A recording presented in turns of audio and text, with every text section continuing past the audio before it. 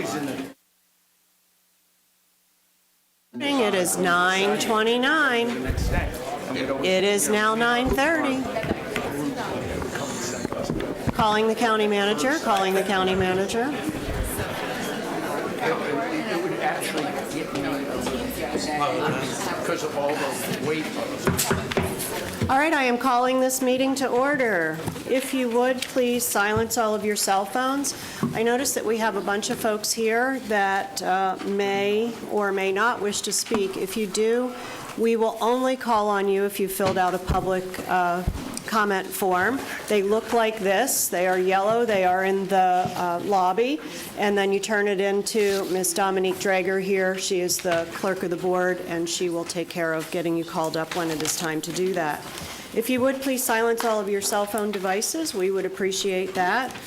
And I am going to start the meeting, as we always do, with a prayer and leading the Pledge of Allegiance by Pastor Andy Searles. Thank you for being here. Thank you. Let us pray. Gracious and loving God, thank you for the privilege of calling Seminole County home. A place where growing cities and welcoming neighborhoods, beautiful lakes, natural spaces, thriving businesses, dedicated schools, and people who care about our community. Grant wisdom to our commissioners and all who serve in public leadership. May they decide with discernment, lead with integrity, listen with humility, and steward every resource with care. As they consider the continued growth and development of our county, help them pursue what is wise, sustainable, and beneficial, not only for today, but for generations to come. Keep before us those whose voices can easily be overlooked. Children, families in need, seniors, veterans, first responders, neighbors carrying burdens that we may never see. Teach us to act justly, to love mercy, and to seek the flourishing of every person who calls Seminole County home. We pray for the upcoming elections. Protect the integrity of the process, grant voters wisdom, and raise up leaders who seek to serve rather than be served. Even when opinions differ, help us to remain quick to listen, slow to anger, and committed to the common good. Bless, O Lord, our county. Shape and develop us as we need to be shaped into a stronger, kinder, safer, and more united community. And it's in your name we pray. Amen. Amen. Join me in the pledge. I pledge allegiance to the flag of the United States of America and to the republic for which it stands, one nation, under God, indivisible, with liberty and justice for all. Pastor Searles, thank you for being here. Thank you for representing the church together so well, and thank you for all you do to support our community. We will kick the morning off with what could be better than this, a legislative update from Mr. Anderson from the Southern Group.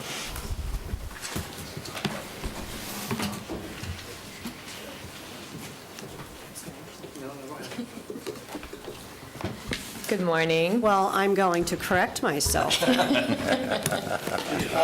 It does get better than I just announced, because we're going to kick this off with Ms. Kaylee Slattery, who is here from the Southern Group as well. Thank you. Good morning, commissioners.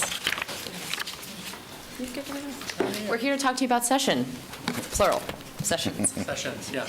We're glad to be back home. It was a crazy time in Tallahassee, and we're glad to be home, for sure. We're not going to focus, we'll mention it, not going to focus on the property tax thing too much since we've already had a conversation about that, but just didn't want to go past this without mentioning that. See if I can make this go.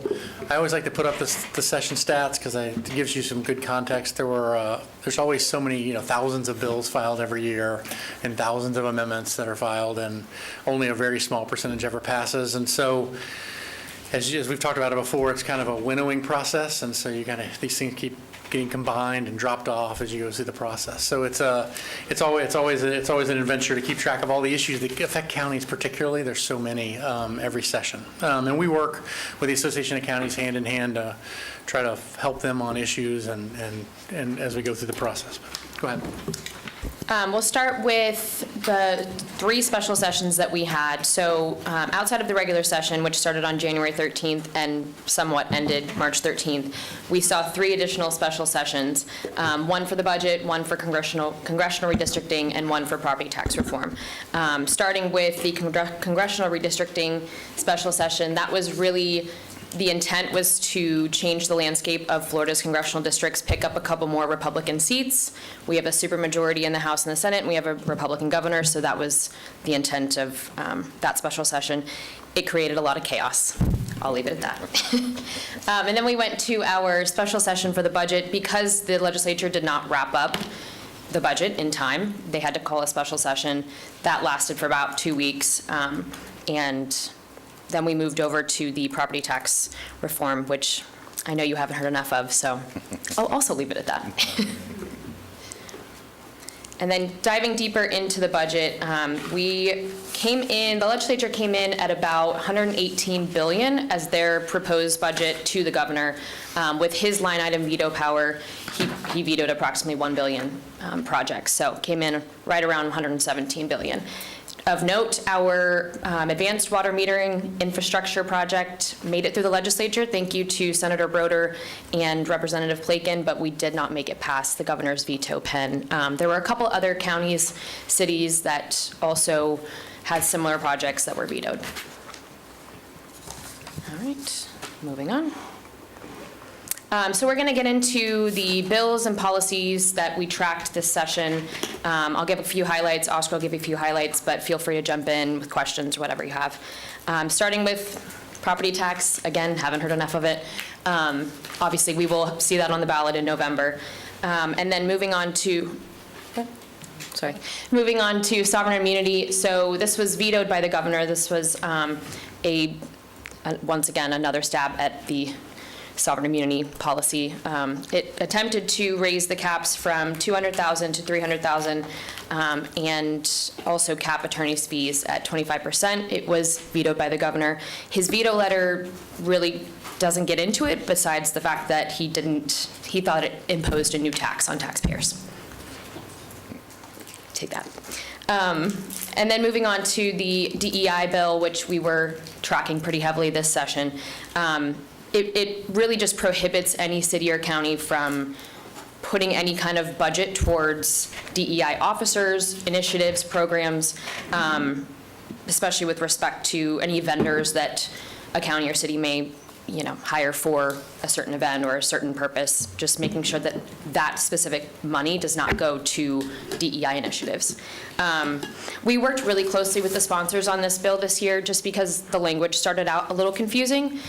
So a lot of the confusion was because federal holidays and, just kind of normal holidays that we celebrate here were at risk, National Women's History Month, stuff like that. So we really worked with the sponsors to hone in the language, and that all of those federal holidays, anything that has anything to do with a monument or is recognized by the feds is exempt from the bill. On to me, thank you. If you have questions as we go along, you can please ask, or we can hold them to the end. It's up to you, however you'd like to do it. Code inspector body cameras, they wanted to put a little framework around that issue this year, and so they passed a bill that just basically created some general standards for how they would, if the local government allows code inspectors to wear body cameras, kind of what the public record retention is, and it's subject to all the rules. It passed, not a complicated bill. The firefighter cancer benefits bill, if you recall, a few years ago, they extended cancer benefits. This one basically said those benefits have to be good for a year. It was a kind of a simple extension. These were all passed. Public hearings, this one was related to the Burr Harris proceedings. I don't know if you have any or might have any, but they weren't necessarily exempt, the conversations you had with your attorneys, and so this created an exemption from those conversations. They still have to be recorded and everything, and once the issue's settled, either by a court or it's dropped or whatever, they become public record, but at least during the negotiation phase, those meetings are exempt from public records. That's you. And then moving on to the municipal utility bill, this is kind of referred to as the no taxation without representation bill. So essentially, if a municipal utility is interested in offering service to an unincorporated area or an area outside of its jurisdiction, it has to hold a public meeting with that separate jurisdiction and discuss things like rates, fees, surcharges, anything like that. It also notes that the rates that are going to be proposed for gas, electric, water, wastewater cannot exceed 25% in excess of what current utility customers pay inside those jurisdictional areas. So this has been ran a few times, so we'll start to see throughout the next couple sessions more bites at the apple. It's addressing a larger issue in a different part of the state, but also very relevant to Seminole County. And then the local government spending bill, this is the DOGE bill, big priority of our current CFO.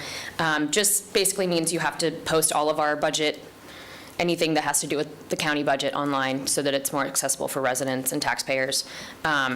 Notably, there is a section of the bill that requires local governments to hold an annual budget reduction workshop and show the state how they plan to reduce costs by 10% without cutting essential services. So that'll be fun. It's on to me.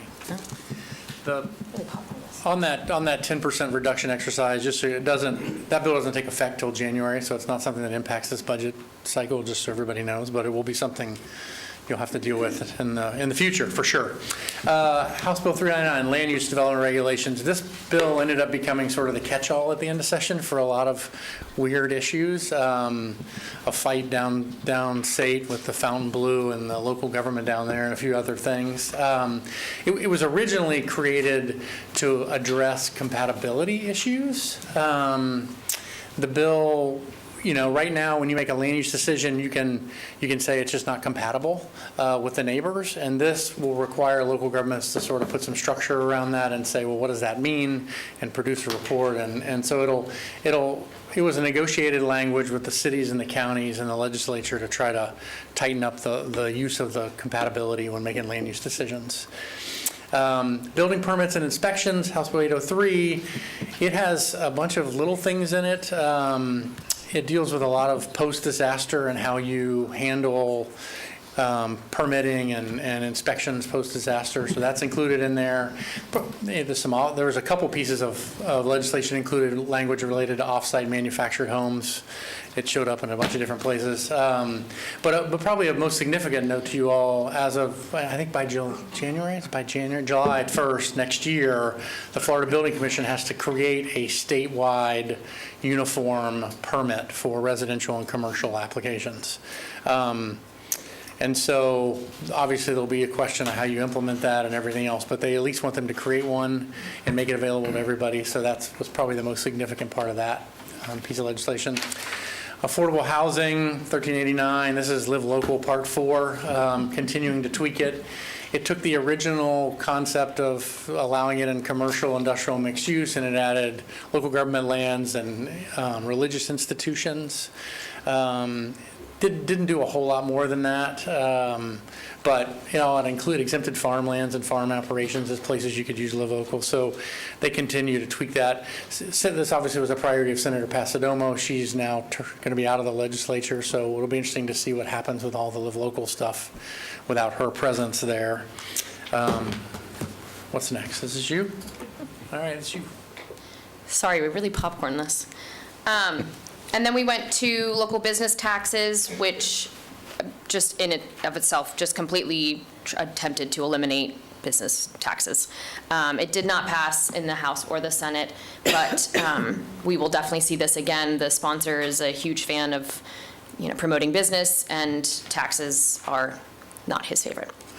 Everyone's favorite bill, House Bill 27, was filed this year to establish term limits for county commissioners and school board members, 12-year terms. You can sit out for 4 years and then return to office after that.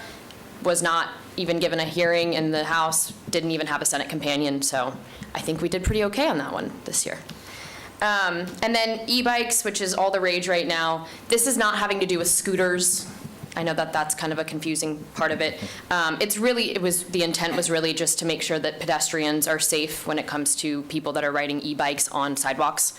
It might have gone a little far in terms of the language, just because it was really strict on if you're going over 10 miles per hour, you're getting you're risking a $100 non-moving violation. Really hard to police that. Just overall, could have been a different bill. So the governor vetoed it because he honestly didn't think it was fair to fine someone $100 for going over 10 miles per hour. And you?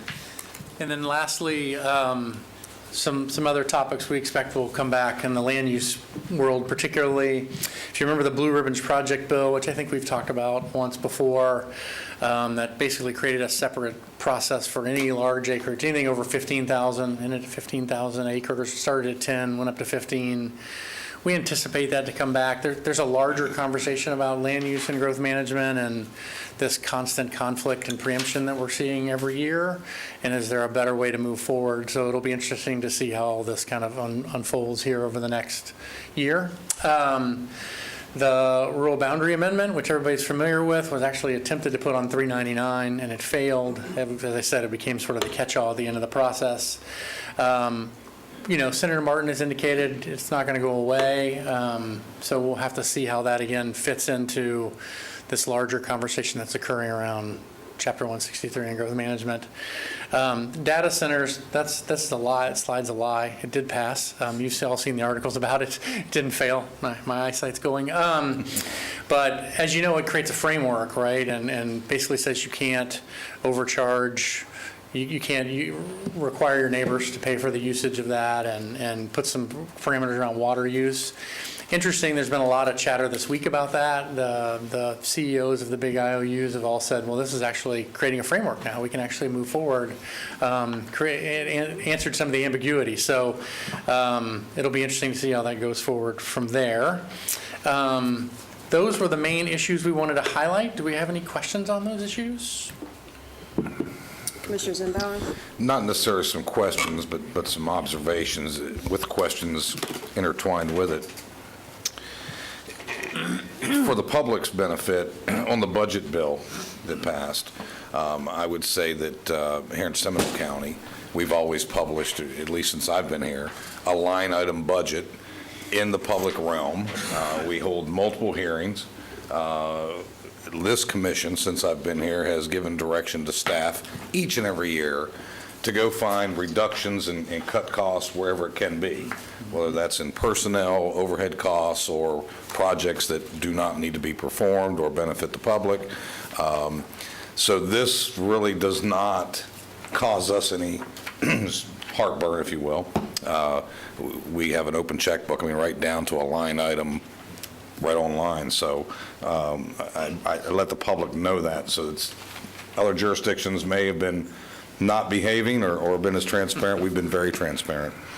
The permitting is yet another attempt, at least in my opinion, of what we've seen, the raid on home rule, and putting a structure together that now permitting may be controlled from a centralized location in Tallahassee, which then impacts the citizens of this county's ability to set their own destiny and what they want their community to look like and be like. We continue to see this with this affordable housing bills that you all have been tracking and helping us with, the preemption in land use. Our citizens live here for a reason.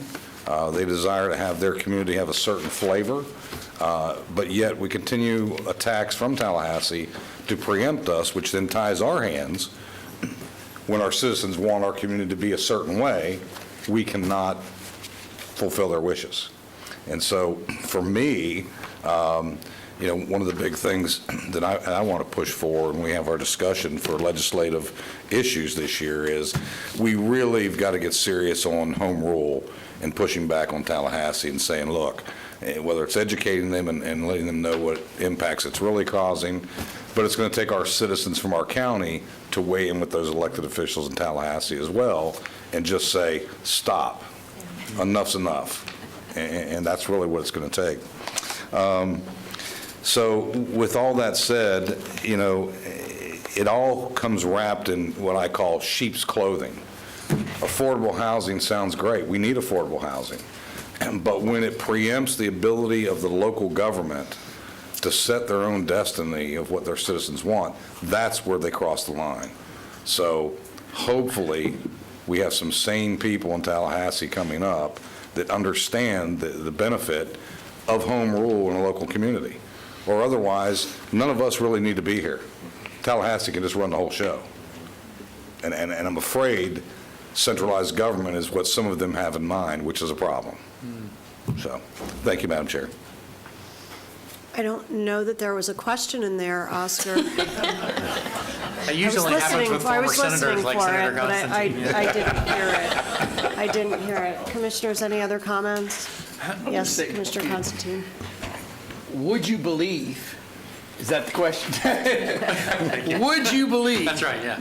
No, the interesting thing that you did not mention was the two things that I think they're the most pressing to the citizens of, truly in their lives, and that is health care and, of course, homeowners insurance. Things that they do control now and have the right to control, but instead of, tackling something that they have control of, they divert and deflect and worry about property taxes, which they don't have any control over, and then can go back to the citizens and say, look, we tried to cut your taxes, when really all they're doing is shifting it to some other cost. But this is one thing that I want, if the citizens take anything from this, and hopefully they will after November, more people pay more money, the vast majority, on homeowners insurance than they do on property tax. And what they can control in the legislature, they refuse to tackle and try to, again, divert your interest and say, oh, look at what we're doing. Yes, you're not taking care of property tax. You're not taking care of homeowners insurance, which obviously would be a great benefit to the citizens and not something that would take away the quality of life. In fact, would improve their quality of life. That's all I'm saying. All right, Commissioner Delary. Thank you, Madam Chair. Please phrase it in the form of a question. I'm not making a question. I'm going to make a statement. Is that all right? Yes. Okay. I want to thank all the folks at Sudden. In particular, I'd like to thank our staff, Tricia Johnson, and our legal team, because during this whole process, they keep us up to date and very much engaged. I wanted to thank Tricia and her team, as well as Nacer and those folks on the legal side, as well as Southern, because we're constantly getting updates and emails regarding all the issues that are happening, and it is a lot to keep straight, and it's a lot for us to understand, and because it's fluid, it's constantly changing, and I want to thank you all publicly for all the great work that you all do. Thank you, Madam Chair. Thank you, Commissioner Delary. All right, I will round this out. I know you have a few more slides, so I'm going to look at things just a little bit differently through a different lens. I actually am very appreciative to the legislature for putting parameters around the posting of budgets publicly, the conversations around tax reduction every year. It is something that we already do and have. This organization has done it for many, many years. But it doesn't happen everywhere, and so I congratulate them for that, and I actually welcome the fact that there's a better framework for us to do it as consistently as everyone else does it. And so, and they should continue to improve that legislation so that good work happens in all 67 counties and all of the cities. I'll look at the permitting process from a positive lens as well, and that is that if we can get some similarity, anytime you can do that, that's a good thing, as long as they don't crush local creativity. And so if we can manage to lobby to get that not to be a takeover of the process and to be open to what is the best part of our form of governance in this country, and that is that competition drives the best behavior, and let us do that for the best possible outcome. So if we look at it through that lens, I think I'm actually encouraged by some of the things that have happened. I'm discouraged by others. I'm not the total Pollyanna up here, I never am, but I continue to see the good in the intentions. And it is our job and the citizens' job to make sure that the unintended consequences don't happen by virtue of our voices positively reflecting our opinions to those who can impact this.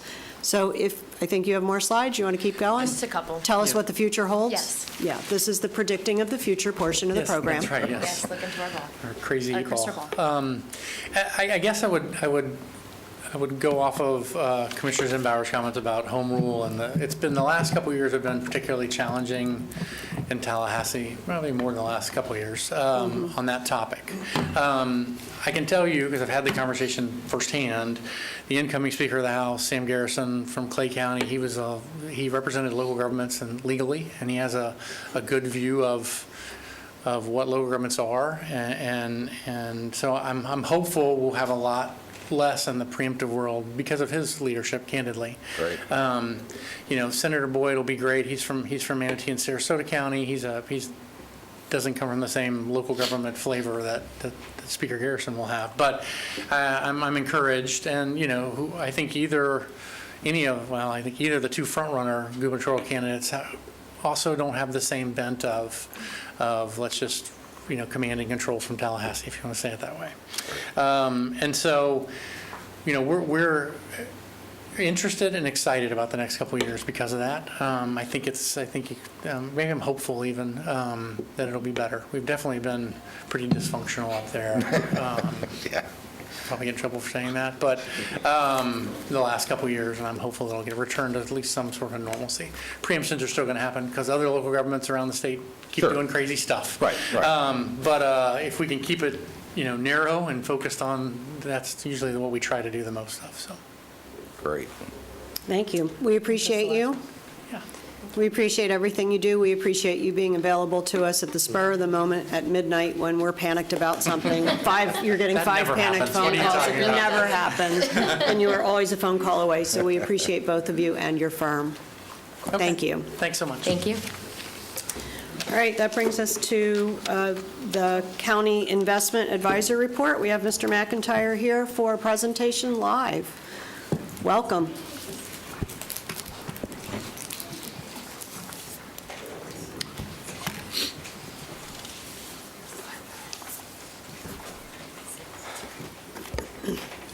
Good morning. Morning. Not used to there being so many people here. I get nervous. No one's watching. Okay, as usual, this has kind of become the case. There's a Fed meeting this week. Just right after your meeting, there's a Fed meeting. And this is one of the Fed meetings where it's the second one for the new chair, Kevin Warsh, so we're not really sure what to expect. The press conference is going to have a lot of ears on it.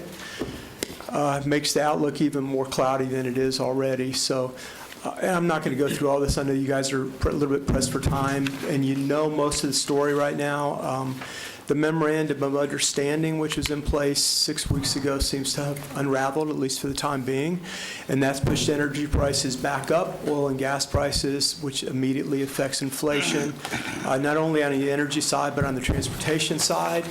So expectations that the Fed would be on hold for a longer period of time are now, is the Fed going to raise rates to slow inflation? My opinion is no.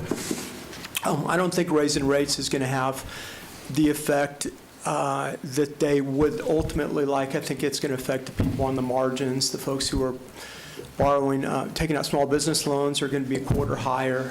So I think the Fed is going to think long and hard before they make those moves. But again, we're going to hear some discussion from the press conference tomorrow, so I think the Fed is going to be on hold for longer. The labor market seems to be doing better, although the last labor report was a little bit weaker than the previous three. GDP in the second quarter looks like it was around 2%. First quarter was around 2%. The economy is doing okay, but right now, obviously, things are pretty fragile because as prices for businesses go up in terms of energy costs, profit margins go down. So I think the Fed is likely on hold until at least September.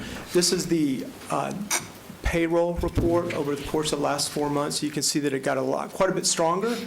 And then the most recent month, which was for June, payrolls were a little lighter than they had been. I still don't think there's a problem with the labor market on the whole. Obviously, if you've got a graduating senior from college right now, there's a number of occupations that are having trouble finding jobs. So I think this is another sector of the economy that's being watched very, very carefully. This is you can really see what's going on here. This is CPI, Consumer Price Index. There's both the core and the headline, and it's a little bit difficult to follow, but the green line on top on the right-hand side of the bars shows that headline inflation moved sharply lower during the month of May, and that again has to do with oil and gas prices, and we already know what's happening in July and August. So despite the fact that the market was really happy with the move downward, we all understand where it's going forward. Brent crude oil, which is Europe's oil, moved above $100 a barrel a week or so ago. WTI, West Texas Intermediate, is probably $5 behind that, but might be closer to 10, but nevertheless, oil prices have moved higher, so we know the direction that this is moving.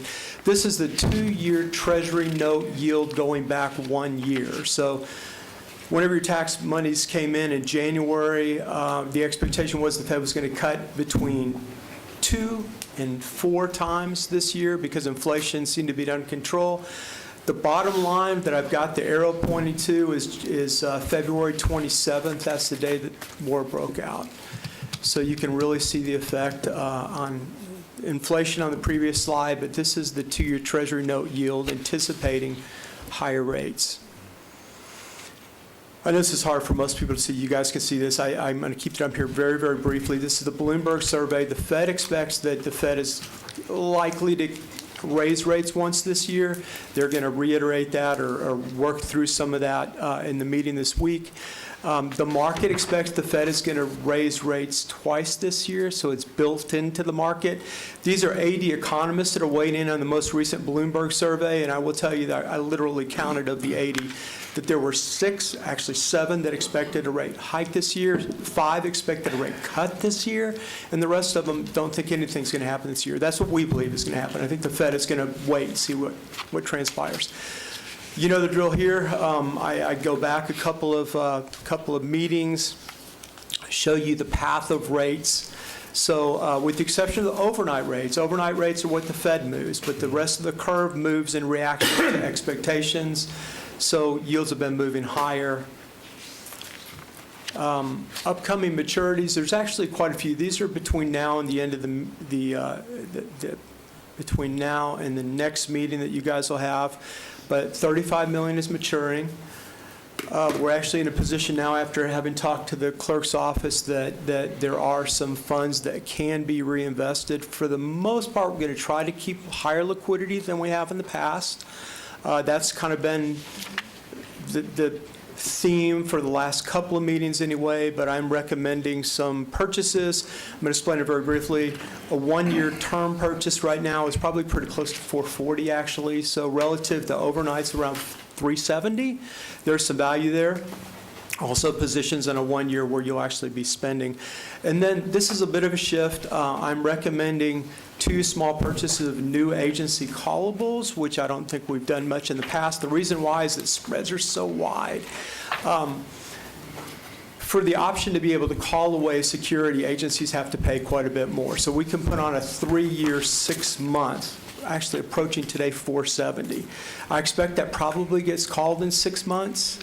But I don't expect the Fed moves between now and the next 6 months. So your overnight rates are at 370, and this is actually close to 470.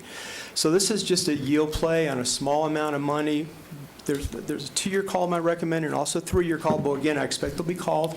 In the event that rates rise and we have to keep these on the books, we're keeping a 440, 450, 460, 470 on the books, which is pretty appealing. So, and then recent transactions, a Palm term investment was actually done at a 438. So what's happening here is that securities are generally maturing and being reinvested at slightly higher yields, which is not a bad thing. Your overall portfolio yield is almost 4%. It's moving slightly higher as you're eating away your cash, which is the lowest yield, and putting on higher securities. So I'm going to come back and ask for some help on the recommendation, just so I don't stumble over this. We got you. And I see Commissioner Zimbauer has his hand up already. Thank you, Madam Chair. I'll move the motion to implement recommendations of our financial advisor based on the report submitted today and recommend the clerk implement said board recommendations. Second. We have a first and 2 seconds. Any discussion? All those in favor? Aye. Opposed? None. Passes unanimously. Thank you for your good work. Thank you all. Appreciate it. Yes, good morning. All right, this brings us to our consent agenda, which is our items 3 through 18, and I'm going to look to our county attorney to give us the rules of public participation.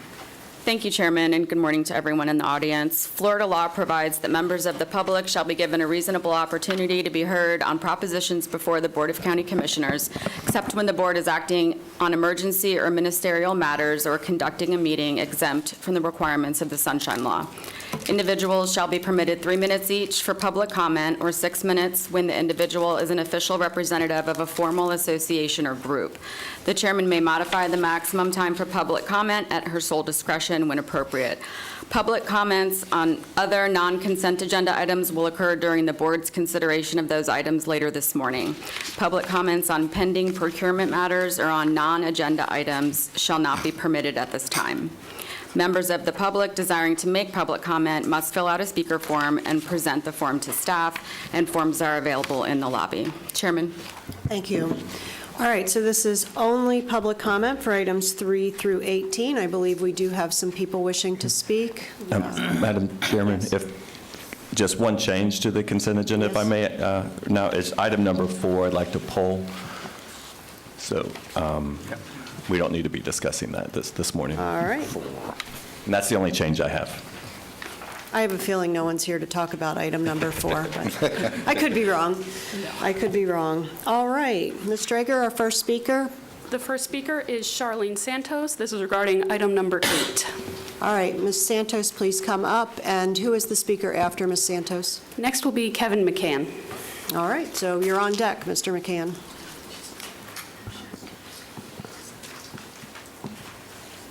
Good morning, Commissioners, and thank you for the opportunity to speak this morning. My name is Charlene Santos, and I live at 713 Holbrook Circle in Lake Mary. I am here to ask a simple question, and this is in regards to item 8 on the agenda. Why is the county moving forward with purchasing additional land for the proposed indoor complex while simultaneously warning residents of a potential $119 million budget shortfall if the proposed property tax amendment passes?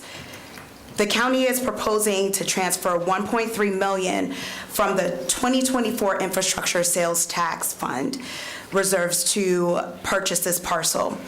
While those funds may be legally designated for capital projects, they are still public dollars. And every major capital commitment should be reevaluated in the light of the financial risk ahead. Before residents are asked to accept higher fees, reduce services, or fewer resources, the county must first examine every major discretionary project, including the indoor sports complex and the new office building, to really determine what can be delayed, reduced, or eliminated. Residents should not be presented with a choice between paying more or receiving less, while costly projects continue moving forward without a complete and transparent review. I am asking the board to pause this land purchase and conduct that review before committing additional taxpayer dollars. Thank you so much. Thank you. This is not a discussion, so thank you. Okay, thank you. Before we move to the next speaker, I will point out that property tax dollars can only be spent for certain things. Tourism development tax dollars can only be spent for certain things, and that falls into that bucket. And so we manage budgets. Your eyebrows are up here and you're smiling. That we manage budgets that are like very small ice cube trays, and you cannot move the water from one hole to another. And that is the reality. And County Manager, I'll ask if you have any further comments with regard to that. Yeah, no, thank you for that clarification, Chairman, and the board, and as well, the property purchase will be out of our infrastructure sales tax fund as well, that the board is authorized to move forward on. And just to, again, emphasize, this is not out of property tax dollars, will be not coming out of our general fund. The board knows and the public knows that when we went through extensive discussions regarding this facility, that the hoteliers were the ones who actually taxed themselves to help move this property forward, that folks that actually visit our county and go into visit our hotels are actually the main contributor to this. Thank you. Mr. McCann. Good morning, everyone, and thanks for allowing me a couple of moments. I am Kevin McCann. I'm the mayor of the city of Winter Springs, but I would like to be clear, I am not speaking on behalf of the commission.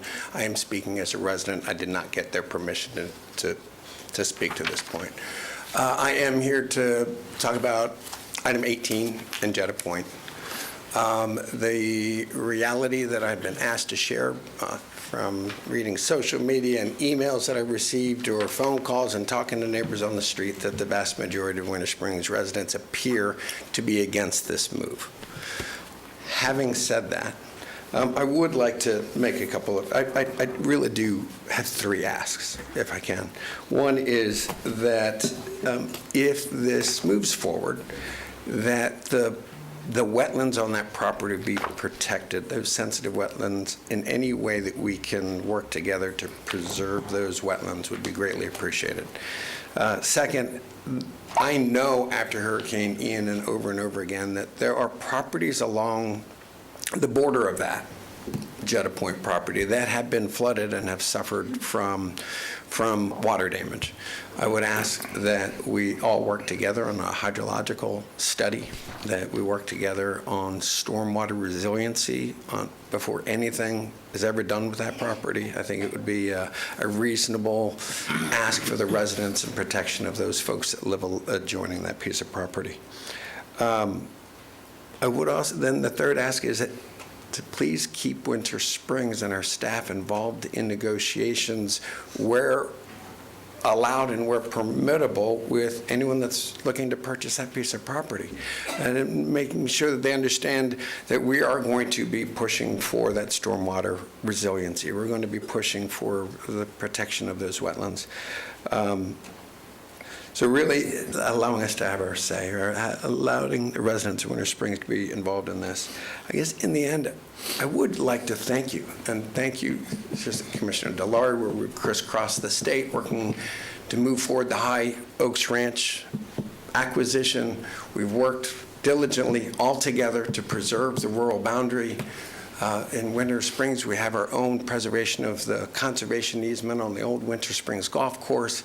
I would just like to say thank you for all of that work that we've done together. I'd encourage us to continue working together. The preservation of Winter Springs and Seminole County, there cannot be a greater good. If we make a decision that is irreversible, it will affect generations in the future. I just look, in the end, thank you for working with all of us on all of those different land acquisitions and preservation. Thank you. Thank you.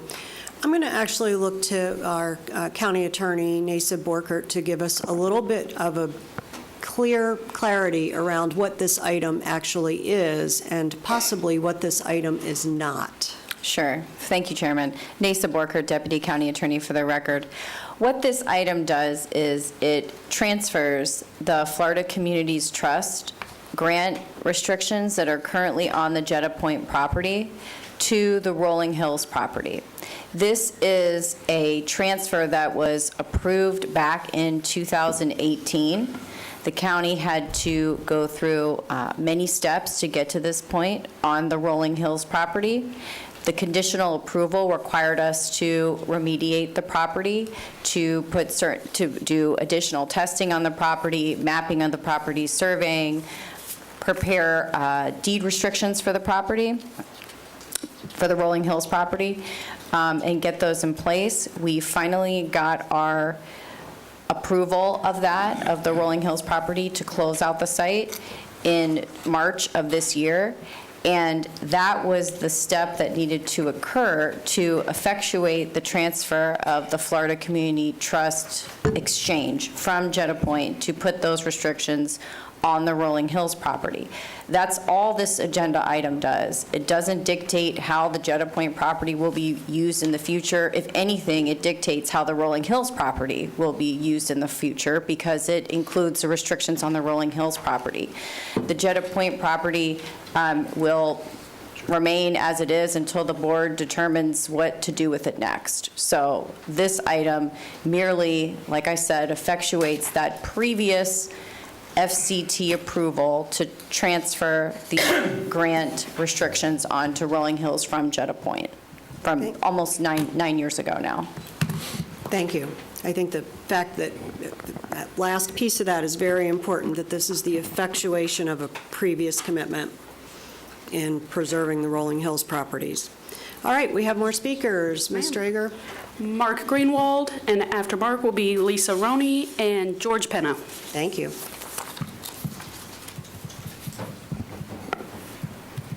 If you were called, would you please come and line up? Thank you. Is there a name and address for the record? And you start My name is your 3 Mark minutes. Greenwald. I'm at 129 Redtail Place. I'm right across the street from Jeddah Point in Eagle Watch subdivision. Good morning. Good morning. It's cool to see you all. I've voted for most of you. It's good to see it in action. Good to see you. Interesting. Yes. Most of us are appreciative. Yeah. I recognize all your names from the ballot. I'm a Florida native and Marine veteran, and I've lived in Seminole County the past 25 years. It's a great place, natural choice. That's one of the reasons why I love it. It's safe. It's a great place to raise kids. I'm for development. I'm not against development, and but I want it to be done smartly. Aesthetically, Winter Springs is being decimated. The trees are just being leveled, and it's done aesthetically, environmentally safe. Water goes downhill, so I want to make sure that those studies are done right and not hurried. When Ian came through, I had eels in my front yard. Ew. Crayfish. We were flooded pretty bad. It was running downhill. I never thought I would see that. So I would just encourage that that the studies are done. Water flows downhill, and another question about the hotel that's proposed for there. I want to make sure that that's not a low rent type thing, and make sure our community is kept safe with good quality people. So thank you. Thank you for being here. Thank you. Name and address for the record, please. My name is Lisa Roney, and I live at 1705 Seneca Boulevard in Tuscaloosa. And I'm responding just a little bit to your attorney who talked about the length of time this has been going on in terms of Jeddah Point transferring the protections to Rolling Hills. I don't really care about that. I'm sorry that I'm a little late to the party, but it's an urgent matter for me.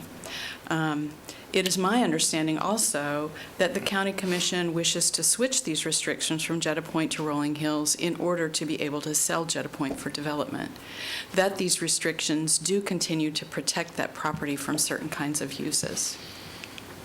I'm here to speak to potential related stormwater issues. First, I want to thank those in the city and the county who have been trying recently to help us, help myself and my neighbors. City Commissioners Caruso and Resnick, Mayor McCann, County Commissioner Delary, the staffs of the offices, several offices in both the city and the county. I am here in a spirit of cooperation and respect. I know these issues are complicated. We have been having increasing yard, roadway, and home flooding due to runoff from the Cross Seminole Trail over about the past 6 years or so. We are now sometimes having major problems even after regular thunderstorms. This became very bad after the rains on July 4th and 5th. Water runs through our properties like a floodgate has been opened. Sometimes hours or days after the storms are over, thousands and thousands and thousands of gallons of water. It has been acknowledged that in spite of a known issue along much of the Cross Seminole Trail, there is currently no comprehensive master plan for stormwater in the county. I find this appalling when so much commercial and residential development continues at such a rapid pace. I hope you are all familiar with the MIT study recently released that shows Florida homeowners have lost $1.6 billion in property values due to the flawed use of mitigation credits for uncontrolled development of wetlands. With a friend who is a city and land planner elsewhere, I have reviewed the Ardura report, which is your first step toward creating a master plan, and we have found it woefully inadequate.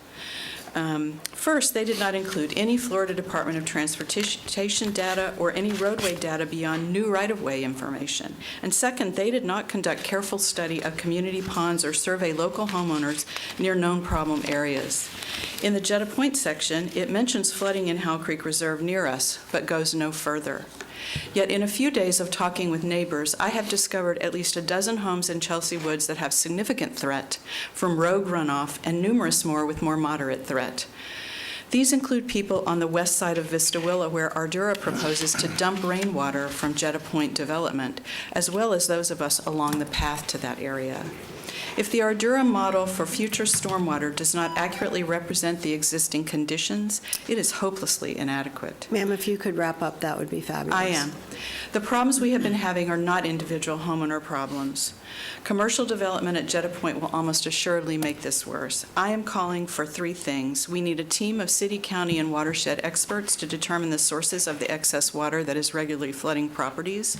We need a meeting and follow-up meetings with this team to apprise us of plans and steps to create an effective stormwater system. And at the very least today, we need a continuance or a no vote on the issue of transferring current restrictions away from Jetta Point. But really what we need until there is a comprehensive plan in place is a slowdown, if not a moratorium, on the rampant commercial development that threatens, not enhances, our property values and roadway and community safety. Thank you. Sir, name and address for the record. Hello.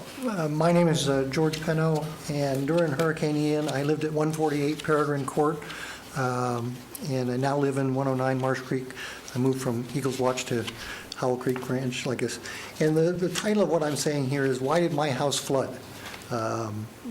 My house had over $100,000 damage. We lost a car. We had 18 inches of water in Peregrine Court in front of my house. I had a stream of water down both sides of my house for 4 days after the hurricane. And I said to myself, and I would say ditto to the three previous speakers, including the mayor and all like this, that the hydration study is absolutely the most important thing that needs to happen. I walked that area back there and talked to the city engineer with some people from our homeowners association, and it's real clear that you've got both governmental and geological boundary issues that are crossing over, like I said, make it a very difficult problem.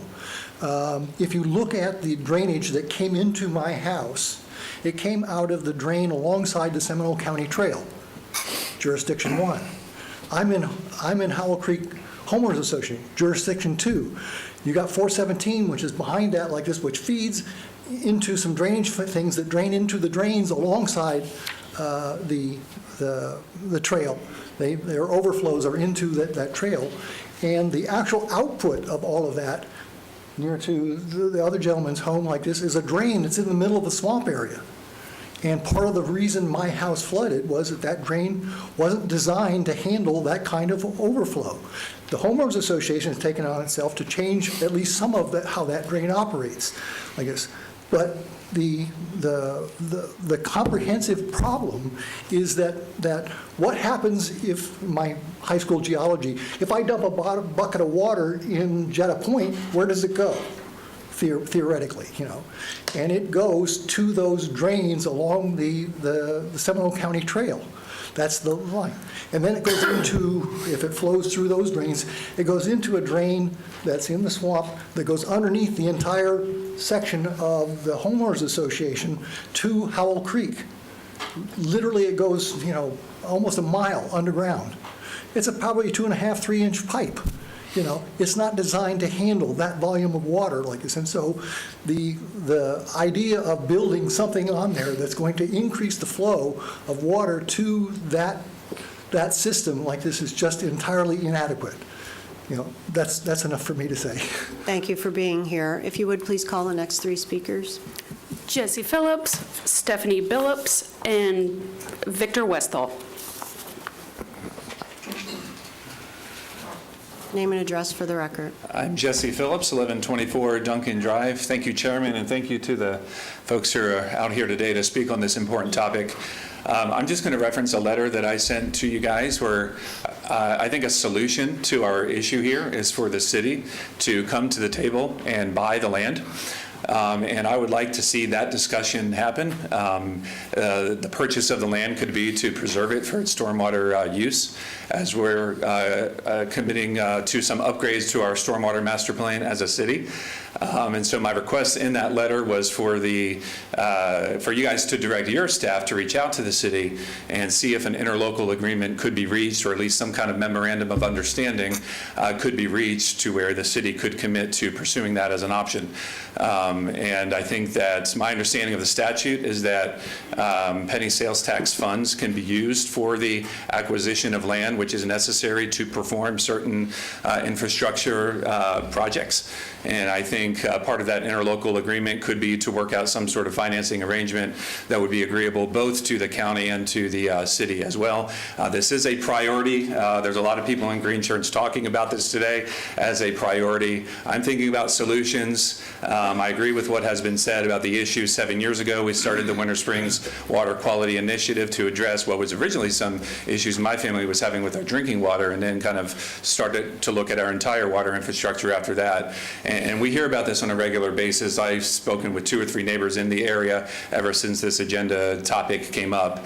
And working towards a solution, I would just love to try to bring the city back to the table, talk to the leadership there about whether or not the city would be willing to commit some future penny sales tax funds to acquire this land and to maintain it for its stormwater purposes as we implement the upgrades to our stormwater master plan. So thank you. Thank you.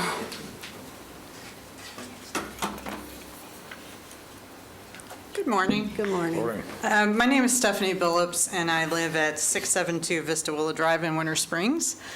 6 weeks ago, my husband and I moved to the state of Florida, Seminole County, and the community of Winter Springs. So I can confidently say I voted for none of you, but I am registered to vote now. Well, welcome to Seminole County. Thank We're glad you very to have much. you. Very, very pleased. So the move so far has been lovely, and our proximity to the Cross Seminole Trail is great. We're on that trail multiple times a day. And we're close enough that we experience the wildlife. I just had a bald eagle visit my property this weekend. So we are in the boundary of Vista Willow and Seneca. And on July 5th, we woke to a flowing stream in our backyard. It took about a week to dissipate. And of course, we're new to Florida, so we thought, is this normal? That way, we actually got to meet our neighbors, learned about the flooding over the recent years. So we are calling it intermittent rogue water. And I appreciate the mayor, our commissioner, engaging with you in the county because it is a city and county issue. So I do have 2 requests. First is for your continued engagement, and I think some of the solutions that have been proposed today are worthy of a discussion. But I appreciate your continued engagement in this water situation because it's intermittent and it's not going to go away. And then to the point of the Jeddah Point, I guess, protection status that's being discussed, that's my second point. I would just like to request that you're responsible for protecting the community, which does include our natural world. So I would like to reiterate those 2 points, the water situation in Winter Springs, especially along the trail, and to protect the nature as best as possible. So thank you very much, and happy to be here.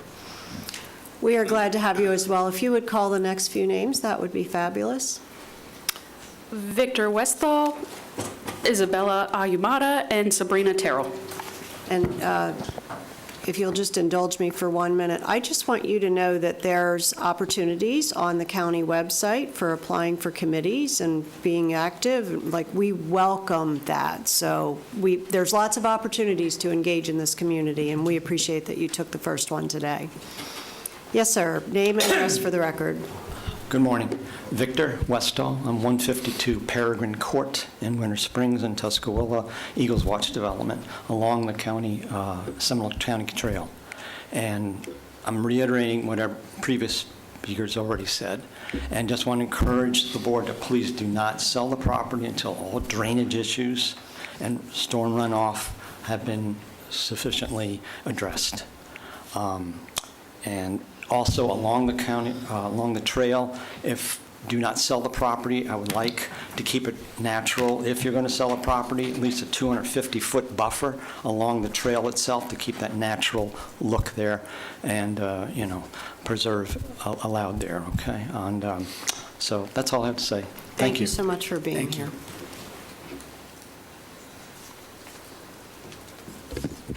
Name and address for the record. My name is Isabella Posada Ahumada. I live at 296 Dalhousie Lane in Oviedo, Florida.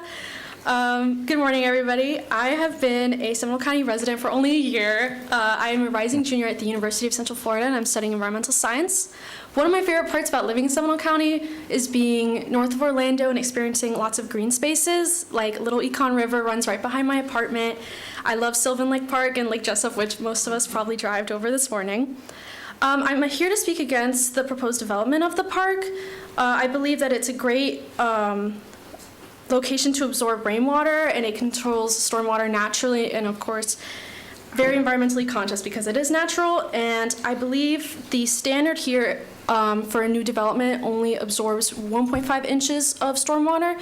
And as we know, Florida is a hurricane state, and I believe past hurricanes have resulted in over 10 inches of rain, which of course 1.5 is not enough.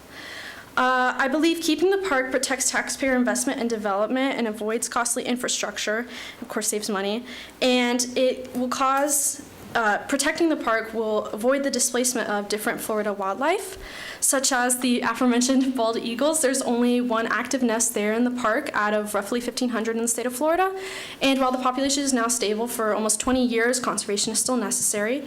And it's also home to over 25 gopher tortoise burrows, which are a threatened and protected keystone species in Florida. Their burrows are used by over 360 other species like owls, mice, snakes, and even alligators.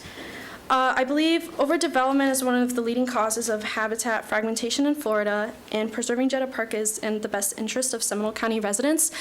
If development does go forward, I believe, of course, stormwater should be taken into consideration, maybe creating some sort of lake or any body of water to absorb stormwater, so, like the Orlando wetlands are man-made, but they're still very necessary and efficient.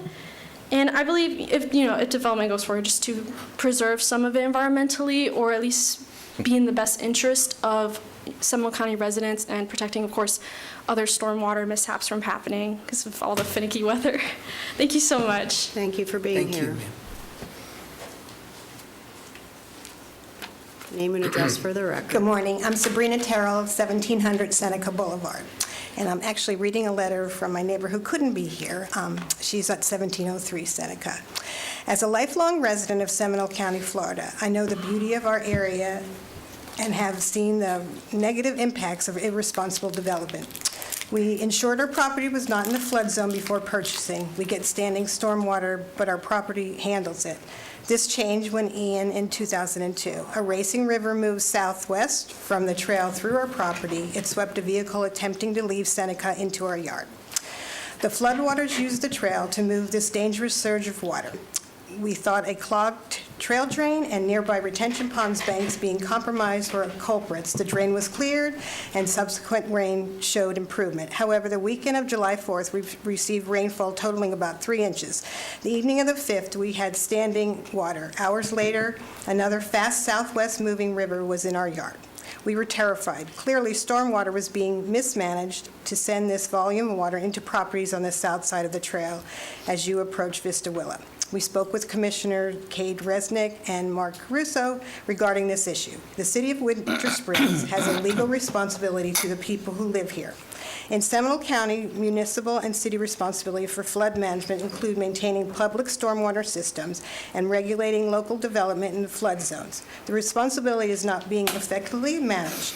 Given the location of Jetta Park in relation to the trail, we cannot have a conversation about development on a sale of this land until the city resolves the mismanagement floodwaters using the trail as a vehicle to endanger the property and safety of Winter Springs residents.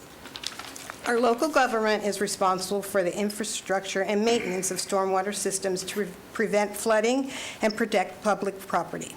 You have a legal duty to act, including partnership with local governments that have jurisdiction for trail maintenance and stormwater infrastructure. We need reliable plans and draining so that the negligence is not causing destruction of residents' property and safety. This is a priority. An effective, proven solution must be in place prior to discussions of Jetta Point development or sales.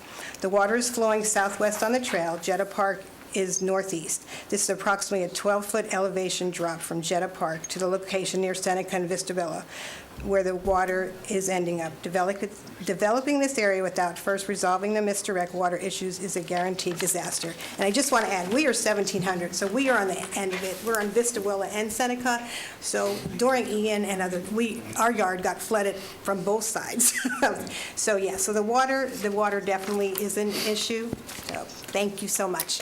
We appreciate you being here, and I appreciate you being such a good neighbor and sitting here all morning so that you could read your neighbor's letter.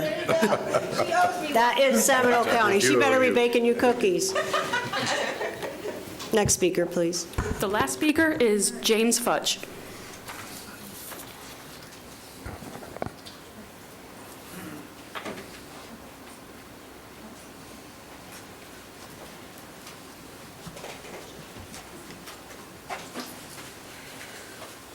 Good morning, Madam Chair, Commissioners. My name's James Fudge. I live at 119 Goshawk Terrace in the Eagle Watch subdivision of Vista Willa. I am the president of the Howell Creek Reserve Homeowners Association, and I'm not here to repeat what has already been said, but to add a few other facts that in the long run I hope are considered. Commissioner Zimbauer mentioned earlier about home rule and how some of our decision-making has been taken out of our hands because it's ended up in Tallahassee, and at times certain bills are proposed where more of that is taken away. Those of us in the Howell Creek Reserve Community Association have a bit of that feeling. Over the last 4 years, our homeowners association has spent over $150,000 of our community's dues and fees to maintain our retention ponds and our drainage areas that takes water from our community and transfers it to Howell Creek. That was all developed by the developer when it was first built to accommodate our 263 homes, the roadways that run through our communities, and the immediate surrounding area, not including all of the vast amount of growth and excavation and dredging and buildup that has happened since the early 90s when that system was done. We have a 36-inch pipe that goes from our conservation area to a weir on the east side of Vista Willa Road. At that weir, it breaks off into two 24-inch pipes, which goes underneath Vista Willa Road on the south side of the Cross Seminole Trail and proceeds westerly for about 100 yards. At 100 yards, it makes a left-hand turn to the south to go into the conservation area on the south side of the Cross Seminole Trail. Nothing has been done at that junction when it makes that left to go south under the Cross Seminole Trail in over 15 years. That area is presently clogged. It hasn't been scoped via an underground TV camera to determine whether it needs repair, whether it needs to be cleaned out. We have done all of that in our community, including the television cameras, the companies coming out, clearing it out. My point to all of this, you have the county who's going to own the land and going to be involved at some point in time in negotiations to sell it or preserve it, whatever is ultimately decided.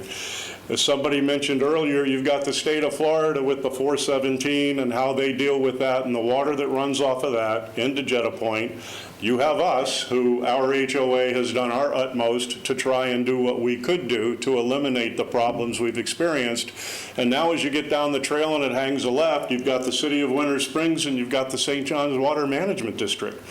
Before anything needs to be done or can be done with that property, all of these entities should and need to be brought together in a comprehensive grouping so that all of them can have input as to what their responsibilities are and what their expectations can be in the long run.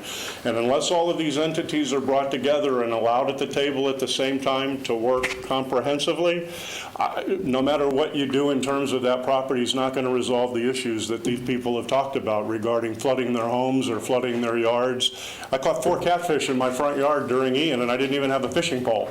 I'm only asking that you be very, very cautious as you proceed forward, and please bring in as many of these entities as possible so that we don't feel like we're being neglected like you sometimes feel you're being neglected by what Tallahassee does. I thank you very much for your time and your attention. We appreciate you, and your homeowners association is very well represented. I'm going to, that concludes the speakers. I'm going to actually turn to the county manager to see if you have anything to add or any team members that you'd like to add anything. And I would like one thing to be addressed is just some clarity around the jurisdictional nature of this piece of property. Sure, absolutely. And if you will, Tanya Laurie, our Public Works Director, she's ready. She can be on standby to her and our Assistant County Engineer, Joe LaFaso, to answer any stormwater questions that the board has. Just to clarify one thing, the Florida Communities Trust is a grant program that the state has for park land acquisition. My understanding, I've been in this position close to 4 years now, so when the park was first thought of, the property was purchased for Jeddah Point, we were going to put a park there.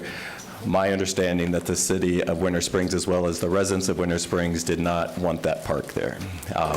We had already went through the process to assist, to have the state assist us to develop that park. So the board, and you all can correct me, who was here at the time, when they heard from Winter Springs and the residents, they didn't want a park. We're not going to put a park there. And when we went to purchase the Rolling Hills property, we made a request from the state of Florida to move that grant over to Rolling Hills to help acquire and develop that park into a natural park.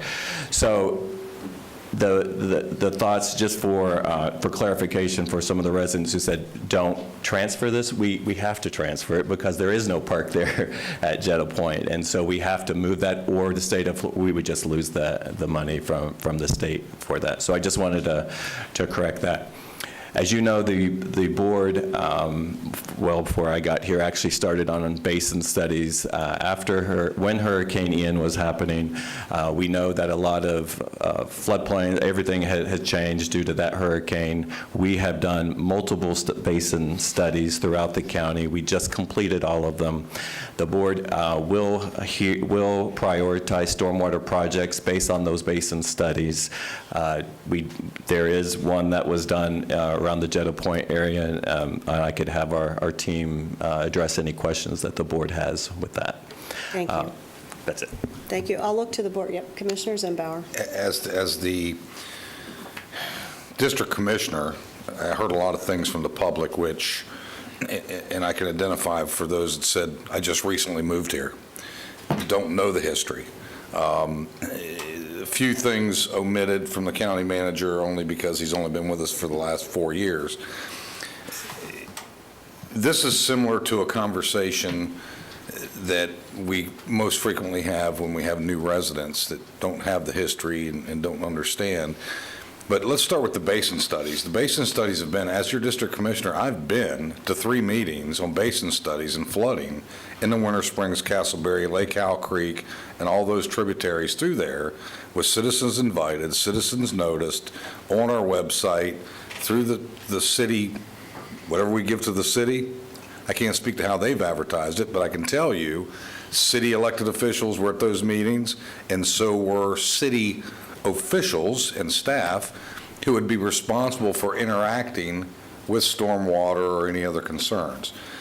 At those meetings also were consultants and engineers, both from the city side, county side, and the consultants themselves, to answer any specific questions that a particular homeowner may have, or any homeowner information that would be valuable to the basin study. So all that has taken place in the last year to 2 years. I know Commissioner Gloria has been to some of those because we share parts of Winter Springs and our districts overlap. So this is not something that has not been talked about from a basin study, flooding and so forth. In fact, after Ian, this county assisted the city of Winter Springs in finding contractors to open up and repair the bridges that were washed out on Northern Way and so forth, so that traffic could move through Tuscaloosa. So this is not something that's unknown. In talking to many of the residents, the concern about the flooding, I don't know how you do anything, including with your own homes, when you have a catastrophic rainfall event. We can't control that. Engineers can't control that. There's only one superior power that can control that. It's certainly not anybody sitting here. But we do communicate with the city of Winter Springs.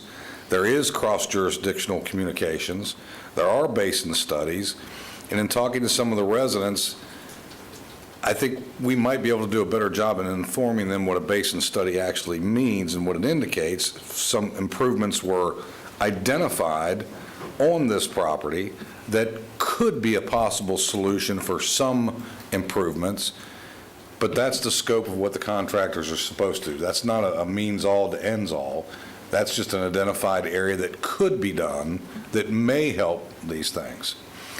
The bigger problem that we've always talked about, and I've beat on the table about for the last 6-7 years is, and to Mr. Futch's point as the HOA president, absolutely, when that was first built, your subdivision had a civil engineering drainage plan that you all are now dealing with and have to pay as private homeowners. Here's what everybody soon forgets. After those 263 homes were sold and developed, y'all decided to put swimming pools in, detached garages or sheds, widen driveways and pave things, change the topography of your ground, which then completely defeated the original civil engineering plan for the drainage for that HOA.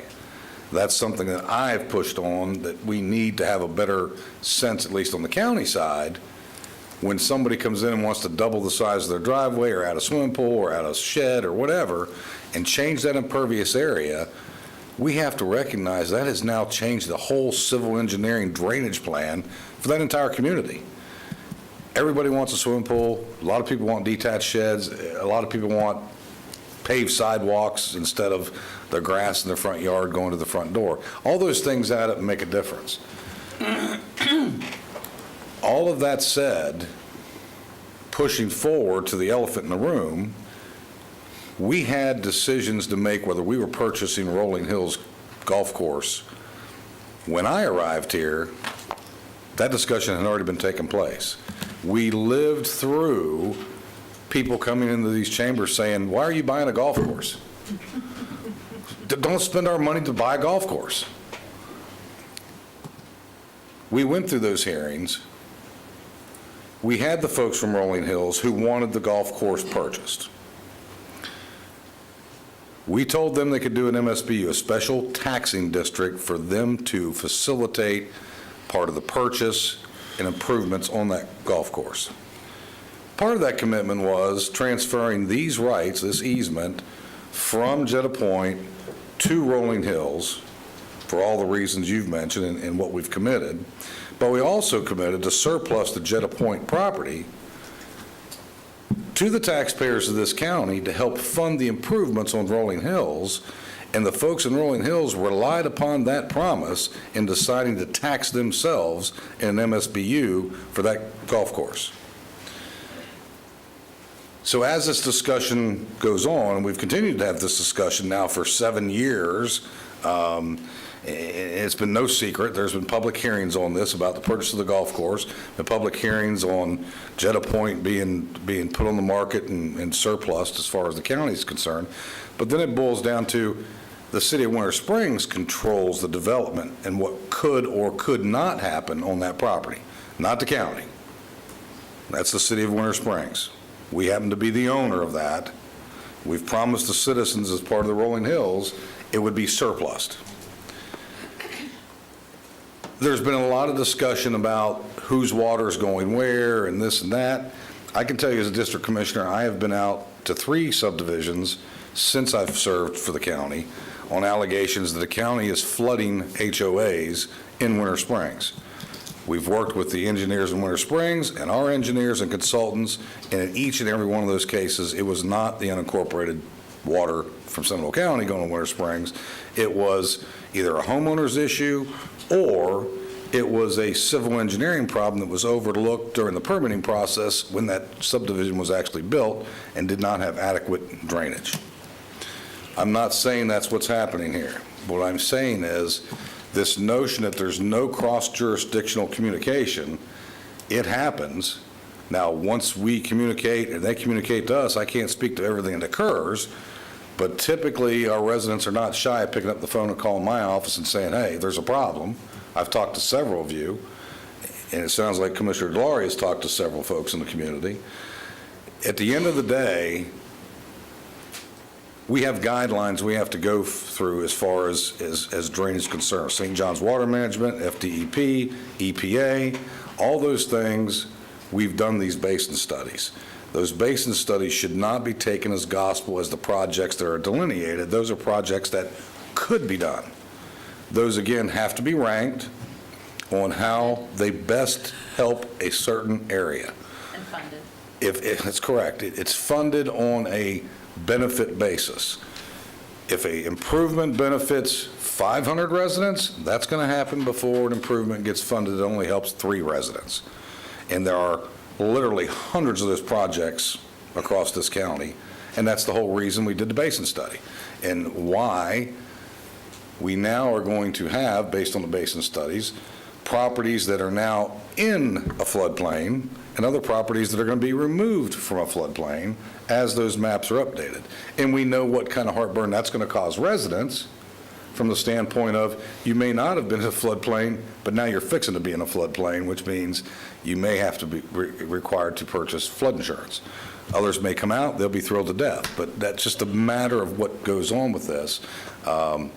So just to try to clear that up and understand, the promise was made to the taxpayers of this county, not once, but multiple times, this property would be surplused for helping fund that Rolling Hills Country Club, improvements to that park. So, Commissioner Constantine. Thank you for the history lesson, because it was very complete and correct in the sense that, that there were, you said something that I recall very vividly in the discussions with Rolling Hills, that it was almost universal that we buy that land and build the parks. And in fact, many of the residents from other areas of the county were, especially in this area, were excited that we weren't going to touch Jetta Park at the time. So here we are now that the Florida Communities Trust has turned the money that they had given to us to help develop the community park at Jetta Point. We moved that money over to Rolling Hills. And that's what we're doing today, the final agreements. And so now we're going to have Jetta Park as a piece of property that's at the current time not being used.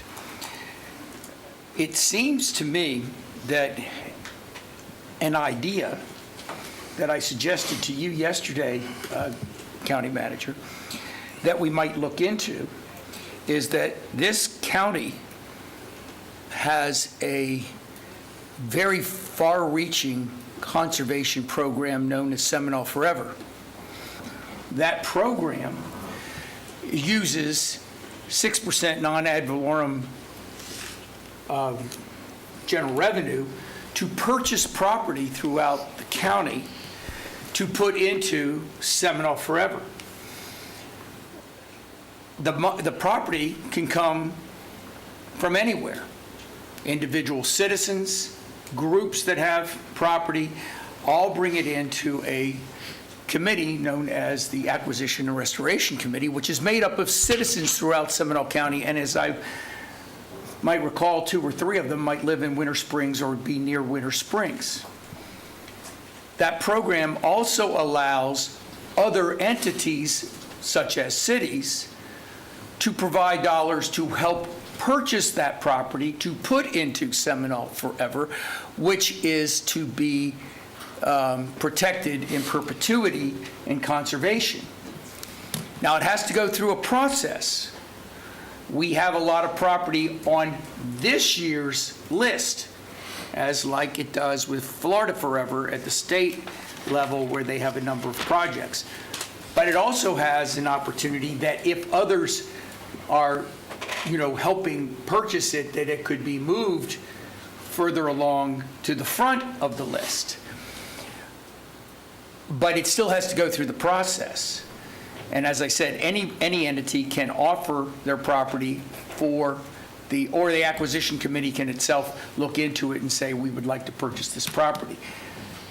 If we get to the point that we are going to sell this property, quite frankly, we don't care who we sell it to as long as it's developed correctly and in the process that Commissioner Zimbauer has just indicated, with all the agencies looking into it and ensuring all the proper protections, especially when it comes to flooding.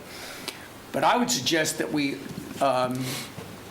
offer this property for the acquisition committee to look at, to consider them, putting this on the acquisition list to Seminole Forever, especially with the fact that it would be smart for Winter Springs to consider finding a way to help facilitate that purchase by putting money into the process.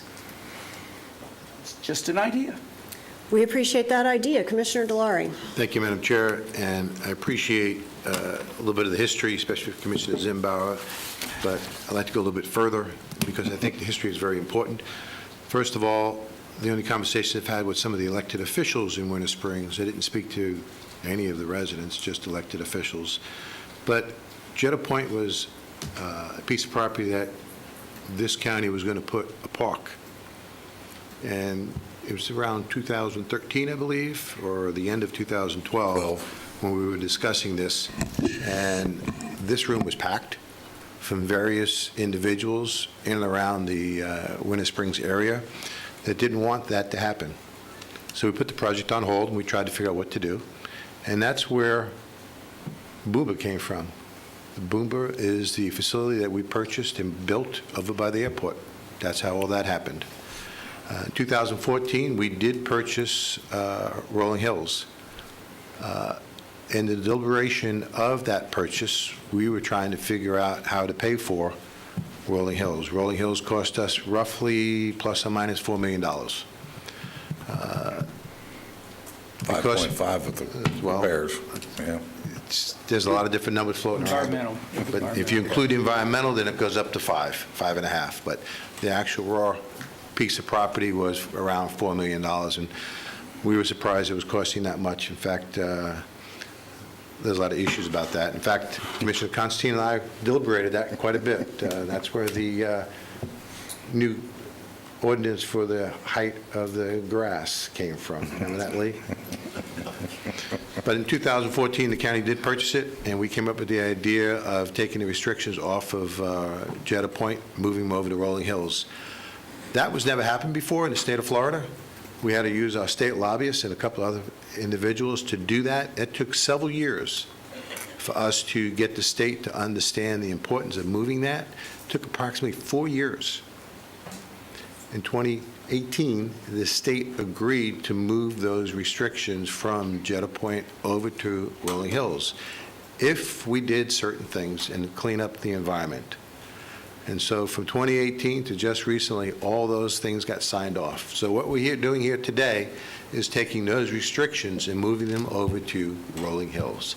It's a process that we've been working on for well over 10 years, almost 12-plus years, that our staff as well as our consultants have been working on it. So I want to commend everyone for doing something that said couldn't be done. I will tell you that I know that various commissioners, I know Commissioner Zimbow, Commissioner Lockhart, Constantine, went up to Tallahassee many times. Also, Commissioner Horan went up to Tallahassee many times to speak to the Florida Trust folks. And without their pushing that, and our staff and the individuals here locally, that would not have happened. So I'm glad that this is actually the final of the hard work of the last 12 years. It's amazing how long things take, and to actually get something done when we said it couldn't be done. It's the first time it's ever happened in the state of Florida, so congratulations. We need to be celebrating that. What happens with Jetta Point? That's another agenda item. Right now, the agenda is to move these restrictions over to Rolling Hills. I think that this board has been very proactive over the years. The basin study is proof of that. We've worked with the city of Winter Springs, as Commissioner Zimbow pointed out, to make sure that people don't get flooded. And how we ever move with the next phase of what we do at Jetta Point, I truly believe we'll be working with the city of Winter Springs as well as the residents. So as we move forward, I think it's prudent that we do exactly what this agenda item says, taking these restrictions and moving them over to Rolling Hills. That's the end of my short history. Commissioner Lockhart. I know time flies when we're having fun, and I think it's interesting. It goes way back further than we recall, because the Florida Communities Trust grant application was actually 2004. That's when everything started getting purchased. Yep. And then in 2016 is when the county filed a request for the land exchange. So this, I mean, it, talk about the epitome of bureaucracies moving slowly. Especially when you get several together. Right, right. But I just wanted to put the dates on the record from the findings and fact from the documentation through the state. But yeah, so 2004 for the grant award and 2016 for the exchange. Madam Chair, I'm just trying to expedite the process. Are you? As hard as that may Are you seem. now? You know, we've actually gotten out of our typical routine We're a and little out of protocol. order, We've gotten, and that's intentional. we've gotten further off on item 18, which I intended to pull I for this whole understand. purpose.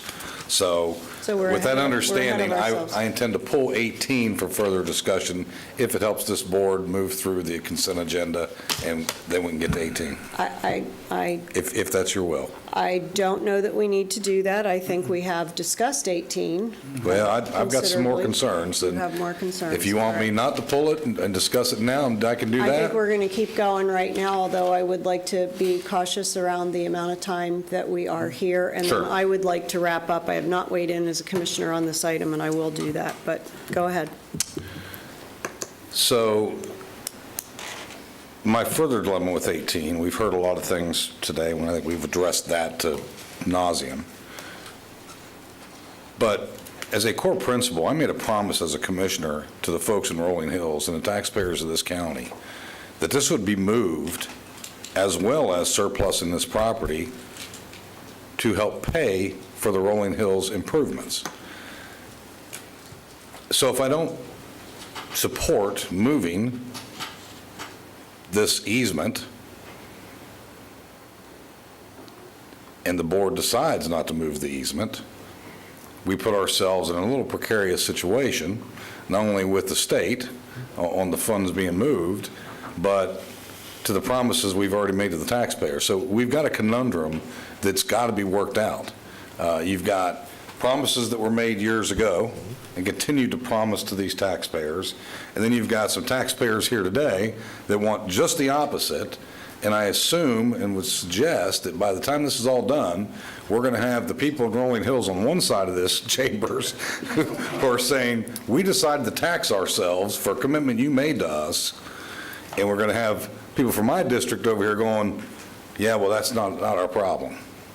So Commissioner Constantine's idea may be something to look at, but I will only say my concern with that, Commissioner, is, as you're aware, that is not guaranteed funding year to year and can go away at any given time. Is that correct, Mr. County Manager? By a supermajority, yes. And we've already identified an array of projects or properties that the board has suggested we purchase, and I think there's a handful of properties that still are for future consideration that have not been committed. So there's all that going on. The longer as this takes, the more wrapped around the axle we become. So that's my concern, that we don't get in this, one part of the county was made promises and taxpayers were made promises versus another. And again, we're not here to talk about how this property will be used, but how the easement will be done, but the two are actually tied together at the end of the day. If I may, wrap this up. I actually think we're conflating two issues. And while we continue to say we're not here to talk about how the property will be developed, we're talking about how the property may be purchased. We're down that path in terms of the discussion. Good ideas being presented, but I think we are confusing the issue. I personally support the issue, the agenda item. It is the closing of all of the promises made in the past, while at the same time acknowledging that what happened on July 5th in your neighborhoods with water running through was not a catastrophic rain event, and we can't ignore that. So for purposes of the folks that are here today that are living through these events, flooding events, or feeling like you're about to be flooded event, because it's not coming in the house, but it's significant, please don't take the notion that we pass this as a lack of acknowledgement for what's happening out in your area in terms of water. And same to the Homeowners Association. Our team has already reviewed it. We do work with all of the cities on a regular basis. We are in constant contact with the St. John's Water Management District. This is not my district, but I have similar issues in my district, and we all will work together. We want the right thing to happen out there for the property and for the people that already live here. And at the same time, we want to be able to welcome UCF students from other parts of the country that may be here and doing great things in Central Florida, and new neighbors to the community. That's the tightrope we walk. So don't for 1 minute think that if we pass this, that doesn't mean that we're not equally as focused on the issues that you brought to our attention today. It is critical that we do both. So, yes. Well, I know Ms. Allori, as our Public Works Director, is sitting ready to address some of the comments that were made earlier, and I don't want to belabor the point, but I do think it is important. Ardura did not ring a bell to me, so I went through our agenda items. They did do the basin study for Howell Creek, but we just passed a stormwater master plan at our meeting last month in June that updated our 2018 study, and that was done by Jacob, CH2M Hill. So we had multiple basin studies that were done by different consultants. Ardura did do the Howell Creek one, but the overall master plan, which we do have and have had a stormwater master plan for decades in this county, was done by Jacobs, CH2M Hill. So I don't know what else you want to add, but I just wanted to get that on the record because stormwater is critically important in this county, and we all know that, and we would not have a stormwater master plan. Thank you, Madam Chair, Commissioners. Tanya Laurie, Public Works Director. I did want to just address something. We do have, because I think it's important for this board to know as well as the residents that are here in the audience, we do have our roads and stormwater crews going out to the area the second week of August to take a look at that ditch that is adjacent to the Cross Seminole Trail to look for debris, as well as to clean out any potential clogging that occurs in the existing system. So I think that's important to note, just with the rain events we're getting right now, as well as, you know, the hurricane season. So I just wanted, while that's not associated with anything we've been talking about, I did want to make sure that you all were aware of that. In terms of all the commissioners, as you spoke, are correct. Your memories astound me. So, so yes, Odora did our basin study, which was then incorporated into our stormwater master plan that was presented by Mr. LaFaso on June 28th. We do have a project in this area. Within the stormwater master plan, it actually ranked number 68 out of 103. So, Commissioner, you're correct. Hundreds of projects, over $348 million worth of improvements that were identified. This project is not currently funded. As we stated on June 28th, that will be the purview of this board to determine which projects we move forward with and the funding. This system, the residents that spoke are exactly correct. This water sort of flows to the west, southwest, along that Seminole Creek ditch. So what this project does is actually puts a lot of that water into a 24-inch reinforced concrete pipe along that Cross Seminole Trail, and then drains into a wetland that's about southeast or southwest of the property, the Jenna Point property. It is not without its challenges, as Commissioner Zimbauer identified. There are some new stormwater rules that went into effect at the end of June, which sort of heightened our things that we have to do. Also, the challenge of putting more water into a wetland that has historical flows are a challenge for us, as well as that's a private wetland area. So there is a project that has been identified. It's around $2 million, but there are certainly challenges associated with it, as well as the funding hasn't been identified. So if you need additional information, I'd be more than happy to bring the brains up, Mr. LaFaso. I think we're good. Okay. I think we're good. Thank you. And I appreciate you bringing that up, because there was a reference to the fact that we didn't have a master plan, and that we can't let that sit on the record, so you crossed an item off the list. So I appreciate that, Vice Chair Lockhart. I do have a question for Tony. And Yes. that, have we published that online yet? The master plan, has it been uploaded? It has not been uploaded, but we will do so. Great. Okay. Thank you. Commissioner Constantine. Thank you very much. I think we have talked to this quite a bit. As the chairman indicated, these two issues are mutually exclusive. I think we can satisfy both sides. I know Rolling Hills is excited, and I do believe that in the end, with the cooperation and help of Winter Springs, that can be solved also. And with that, I would move the consent agenda, item number 3, constitutional officers consent, and county manager consent agenda 5 through 18. Second. We have a first and a second. Any further discussion? All those in favor? Aye. Opposed? Hearing none, it passes unanimously. That takes us to item 19. This is the taxes part. Stay for this. Don't leave. This is the millage rates for the trim notification, and Mr. Jex is making his way through the crowd to get to, but take your time, Mr. Jex. We appreciate you all being here.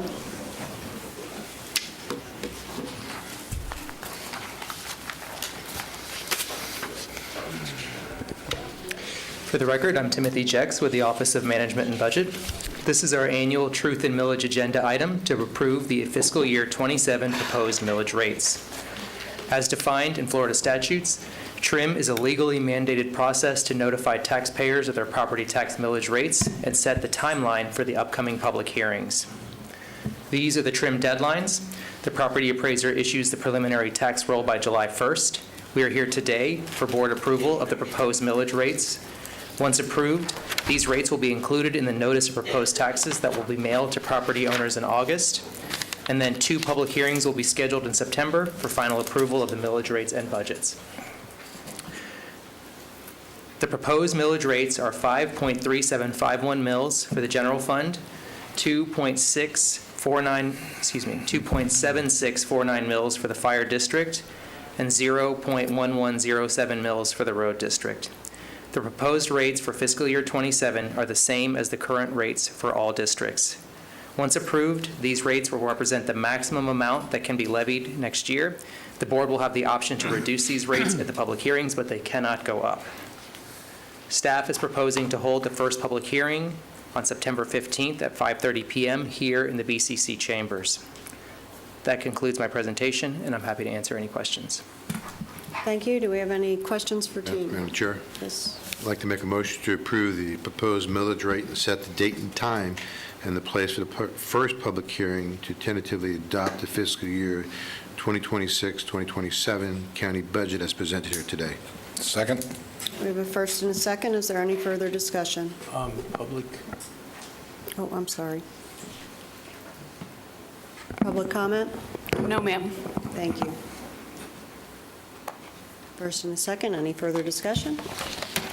Hearing none, all those in favor? Aye. Opposed? Passes unanimously. Thank you, Mr. Jex. Next item, Office of Economic Development and Tourism. We have Mr. Guy Cunha, Office of Economic Development and Tourism. Actually, Madam Chairman, it'd be our call center update from Mr. Ocala from our information Oh, I'm sorry. technology. Thank you. Item 20. I was looking at Guy and got all off track. Switched it. I did. I was going to say, kept me on my toes. I'm like, oh, did I miss I'm like, something? what the hell? Okay, all right. Hey, we could. This is great. I may have gotten carried away in a stormwater discussion. All right, well, thank you. Discussion. All right, today's purpose of our presentation this morning here is to present our proposed pilot project to enhance our county's call center this morning here. Give you a little bit of background. So in late 2025, we partnered with Curium Solutions to evaluate how artificial intelligence could improve county operations and resident services. The assessment included leadership interviews, employee focus groups, a countywide survey, and a review of organizational processes and technologies. The findings were presented to the board during our March 10th, 2026 retreat. There they identified several pilot opportunities for AI implementation. Our call center modernization and automation was identified as one of the county's highest priority use cases because of its potential to improve customer service, increase efficiency, and support future growth. So where are we today? So today the county has 12 call queues that support the county services, county departments, and constitutional offices. The focus of this pilot project is our Citizens Engagement Center, which is our 665-0000 number. And during the first 6 months of this year, so from January 1 through June 30, that line has averaged a little over 3,200 calls per month. And across all of our call queues, we've had over 192,000 phone calls during the first 6 months. The current system is effective at routing calls. However, it is limited in its access to caller information and integrated county data, making it difficult for staff to resolve inquiries quickly. We researched some available AI customer service solutions and conducted vendor demonstrations to evaluate capabilities, scalability, and ease of implementation. Based on that evaluation, we've identified a solution to improve customer service and support future modern efforts. So what are we proposing in this pilot? The first thing is a 24/7 conversational AI agent in English and in Spanish. The Engagement Center today does offer both English and Spanish, so we're looking to expand that capability to outside of our normal business hours. It has the capability to offer faster answers to common resident questions. We can improve our scalability to meet our dynamic call volumes. It does offer the capability to offer seamless handoffs to a live agent with a track of the conversation history that caller had with the AI agent. So you kind of get that handoff where the live agent has the opportunity to get an understanding of, hey, what was previously discussed with that AI agent. And finally, residents can request a live representative at any time. Now, it should be a little asterisk there to indicate during normal business hours, so I just want to make that clear. Which makes sense. Representative. Representative. All right, future growth opportunities for this pilot. So where can we go in the future with this? So we can expand to additional communication channels such as text messaging and web chats. We have the ability to integrate with our business systems to provide faster, more personalized service, enhanced reporting around analytics to improve operational performance, measure customer satisfaction through post-call surveys. You've probably all participated in some of those when dealing with other businesses. And finally, expand our AI capabilities to support additional county departments and services. So next steps are to implement this modernization project into our customer service area to enhance operational efficiency and evaluate future expansion opportunities. And Chairman, if I could just add one, and Commissioners, just one on here. One of the questions could be how, this is estimated around 80,000, if I'm not correct. Okay. And we're not asking for the board for more funds for this. We're looking to fund this through attrition, through vacant positions that we would not need to recruit and hire, to see how this pilot program would actually work. It was one of our seminal moments, as Joe mentioned, efficiency programs, and we have a lot of call centers around the county, and by first stepping into this, we could see how effective this actually could be. However, I didn't want to move forward with it without letting the board know. I know you've heard about this through, several presentations that we have done, and so we just want to get the board's blessing on moving this pilot program forward. Did you mention the duration of the pilot? The time frame? So I think once we get it operational, it probably 3 to 6 months, I would guess to venture. Obviously, we'll be looking at the metrics associated with, deflection rate. I mean, how many callers can, self-address their own questions type of situation. So, yeah. Okay. And then what about reporting back? So during the pilot project, you'll keep us informed how? Yes, and we'll actually bring this back to the board and do a, I'll speak with Joe to see the time frame on it. If they're between 3 to 6 months, we'll give you a report back to the board on how successful or not this program is. Yeah, probably be a little bit longer than that. We've got some back-end infrastructure we need to do some work with, and then training and programming, so yeah. And then unanticipated. Yes. Any other questions, Commissioners? I'll look for a motion. Madam Chair, I will move the implementation of the call center modernization pilot project to improve customer service, enhance operational efficiency, and evaluate future expansion opportunities. Second. Thank you very much. We have a first and a second. All those in favor? Aye. Opposed? Thank you. Thank you. And just for the record, there was no public comment on that. Correct. We're going to do an update on microtransit.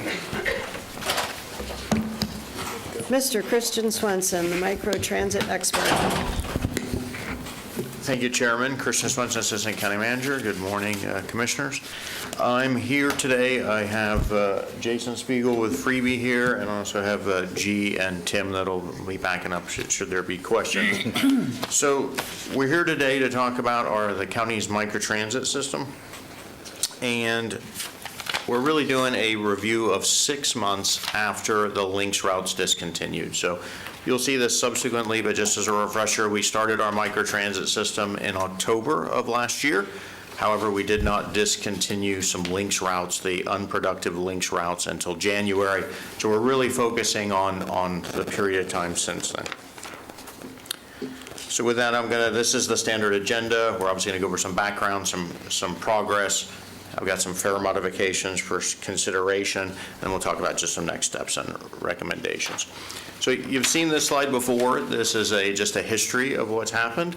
So going back to sort of the beginning of things, at the budget work session in June 2024, the board heard from Lynx, and there was some concern over the cost and what the cost growth was going to be as we go forward.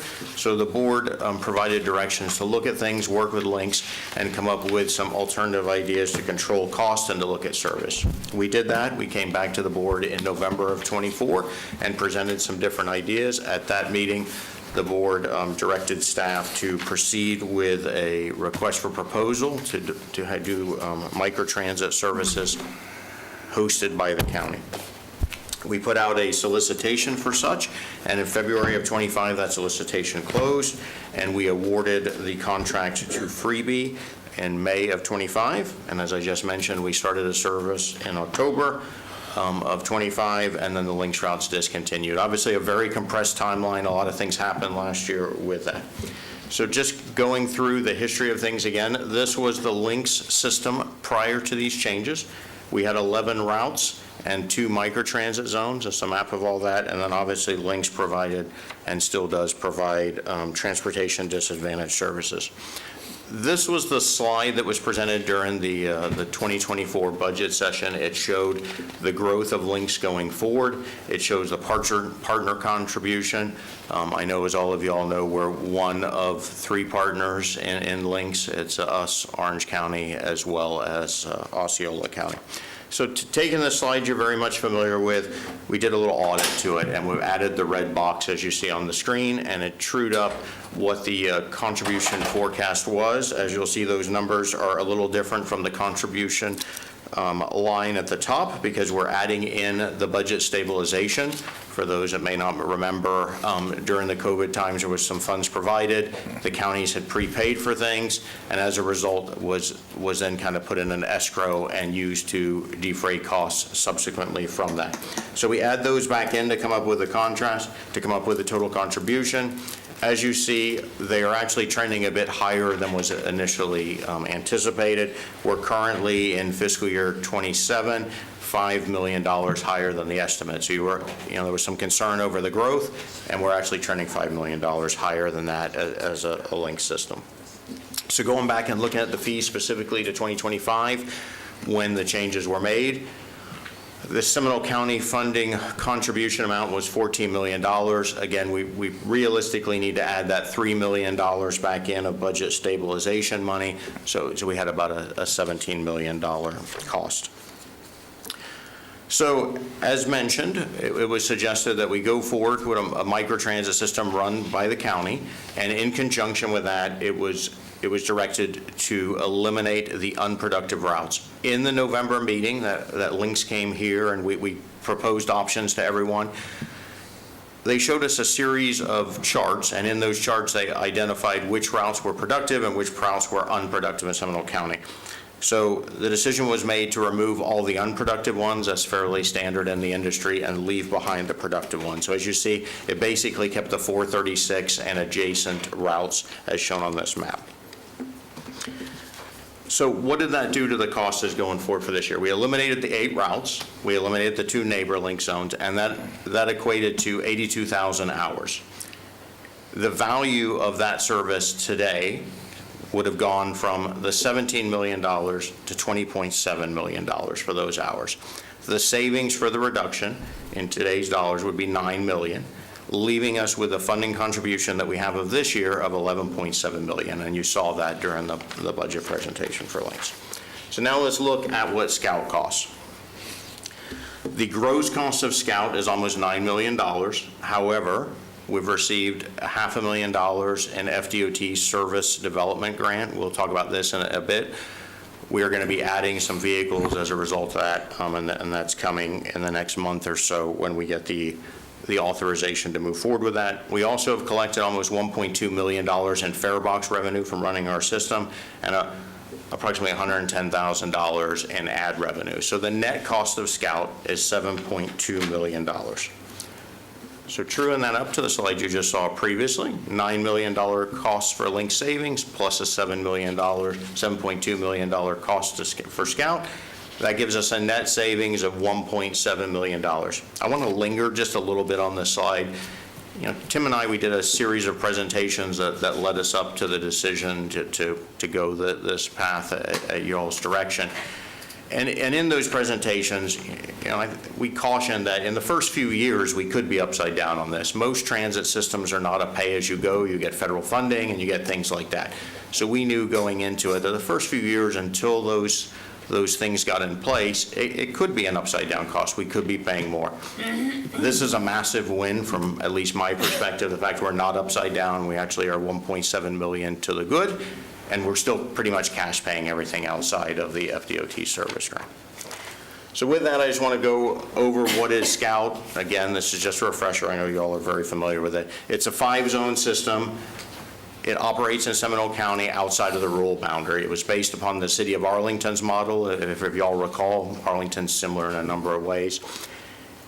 It's a flexible system, even though it's 5 zones. Many microtransit systems, you're kind of caught in the zone. You have to stay in the zone, and you can't go from one zone to the other. The board provided direction that you wanted this to be flexible and be able to travel amongst zones.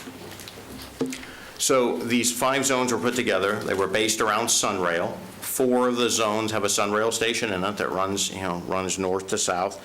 And then, of course, the Econ zone, which is the Oviedo area, doesn't have Sunrail. However, all of them were organized taking into account medical facilities, grocery stores, government offices, things like that. The idea was to live, work, and play where you reside, and try to keep the trips prudent and shorter in nature. So with that, let's look at how we've done after 6 months. What does it look like? So this first slide takes November all the way through June. And the reason I just mentioned that October 15th is when we started, but November is the first full month. So that's why I have this on here, just to do full month to full month comparison. As you can see, in November, we went from 18,000 passengers to now we're pushing almost 31,000 passengers.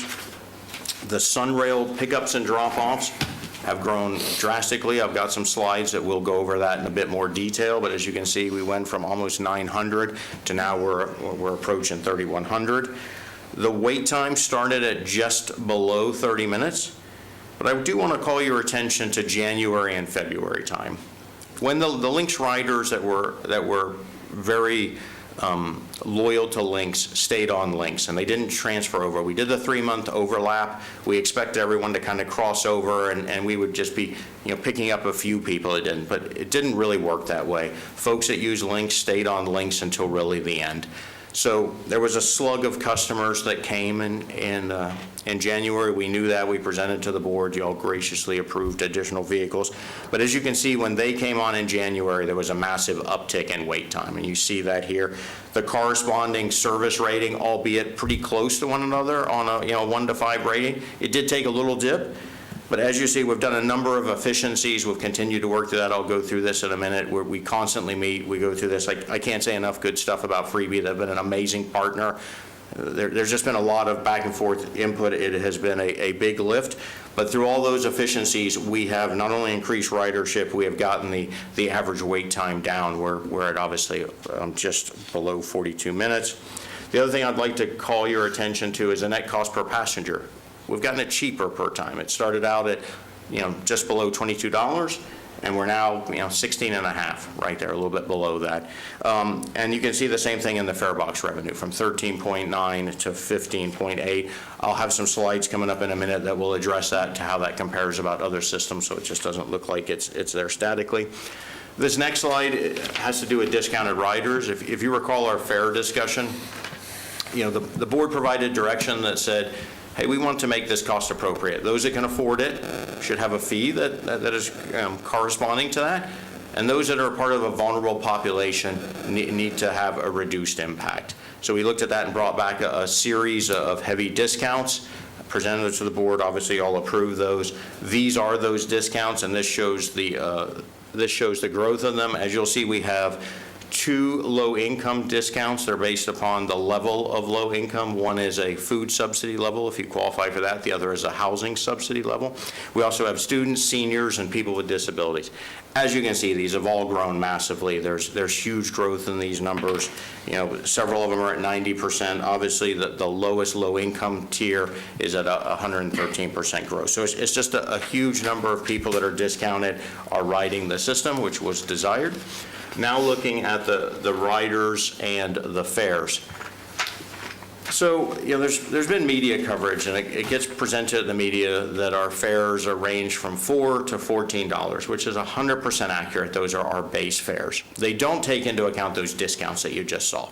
So when you add the discount ridership to it, it drastically changes. If you book through the app, it changes. If you go to Sunrail, it changes. You know, there's some things that come down to it. So this takes the average fare across all of our systems. So keep in mind, base fare 4 to 14, the actual fare is actually $3.86 is what we've landed at. We start at $4.59. It shows the discounts are working. It shows we're getting the discounts to the people that need it. Also, the number of unique riders has grown from approximately 1,500 to 3,500. Now, these are individual people, unique individuals that rode during that month. So it's not the number of accounts. It's someone that has an account during that month and they booked a ride. So that's what you're seeing there. Now let's look at that. How does that play across the county? You have a couple things that are overlaid here, and bear with me if you would as I just kind of walk through it. So the underlying map here is a heat map from Freebie that shows where levels of intensity are for pickup and drop-offs. Overlaid on that are links routes. So you'll see a series of lines. There's gray lines and blue lines. The gray lines are the unproductive routes that were removed. So that's the 8 that we talked about, as well as that's out of there. And then as well as that, there are the productive routes, which are the blue lines. Those are still in place today. So in the transit industry, they say the service area for a route is approximately a quarter-mile distance from that. So you'll see a shaded area that is over the top of those lines. That represents a quarter mile in either direction. So that's a half-mile swath. That is the service area of those routes. So putting these two types of data points together, the service area of links is the shaded line. The service area of Scout is everything either in that or outside of that. So you'll see there is a lot of blue outside of that area, which shows we're serving people that were previously in a transit desert.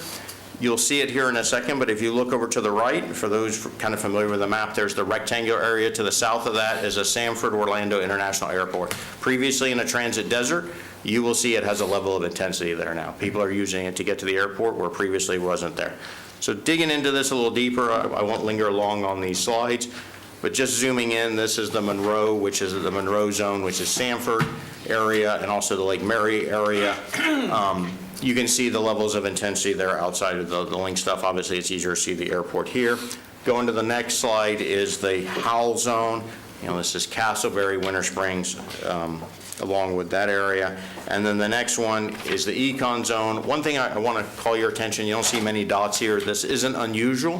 When Lynx was in Oviedo, it just has not been a transit-heavy area. For whatever reason, they're just not real transit-dependent. We're seeing the same things here, but there is some use outside of where it was previously used before. And then finally is the Brantley area, which is Altamont Springs, and the areas around that. The interesting thing about this is the blue, it's the heavily blue-lined area, which is the links routes that are still in place, and you'll see overlap. You'll see us dropping off in those zones, as well as a lot of area in and around that. I'm going to get some stuff talking about the cities and the usage here in a few minutes, but the thing that's important to know about Altamont Springs is there's really 3 transit systems that serve that area. There's Scout, obviously, as we're talking about today. There's Lynx, and then there is Crane rides as well. So there's 3 areas there, and as you can see, we're still doing a lot of usage despite there being 3 areas. So looking at another discounted area, I want to just talk about students. This is the student ridership and how that goes as corresponds to the discounts that you saw earlier. This is the top 4 schools and how they rank for ridership. So as you can see, Seminole State is the largest user with 36%. It then drops down to high schools. That's both public and private. Effectively, these are our under 18 users. And then University of Central Florida, one thing to note about UCF is we do have a drop-off point at UCF. It is also a super stop for links. It's an area where transit comes together. And then the fourth one, which is interesting, is Southern Technical College. For those of you all that may not be familiar with this, it's a technical school off of 1792. They do HVAC and other things like that. And as you can see, it's helping them as well. And then, of course, there is a massive number below that of all others. And this was kind of interesting to me when I asked Jason to provide me the university data where everyone was from, all the email addresses. I started going through. There's students here, Northern Arizona University, Ball State, Arizona. I mean, these are people from out of there. There's obviously FSU, UF, and things like that. But you start looking at it, and then you look at the usage. These are kids that are coming home during spring break and Christmas. They're at schools afar. They come back and they don't have cars, and they're taking microtransit while they're here. So these are Seminole County students as well. It's an interesting number. So now Sunrail. I think this is a massive winner here. Just my opinion. It's a lot of things on this slide. Let me, if I may, just walk you through it. The pink titled area, that's links usage. The green titled area is Scout usage. These are pickups and drop-offs at Sunrail Station. You'll see on the top part of it, you'll see an area that's grayed out. That is the overlap when we had both Scout and links at the same time. So if you go below that, you will see the dispersion or the division between the two during that combined time. So a couple things just for analysis I'm going to ask you just to omit. These are all the Sunrail stations. I don't want us to focus too much on Altamont at this point. And the reason I'm saying that is because if you'll recall, we moved the super stop from Pern Park to the Link Station. So looking at this from a Sunrail perspective, it adds other variables in there. Looking at Lake Mary, Sanford, and Longwood, they're just Sunrail stations. They're relatively by themselves, so they're pretty clean. As you look at the usage between links, October 25 and before, and then you look at Scout from February 26 forward, you see massive jumps. The number of people that were getting to and from Sunrail stations is huge. That was one of the board's priorities. This needed to work in conjunction with Sunrail.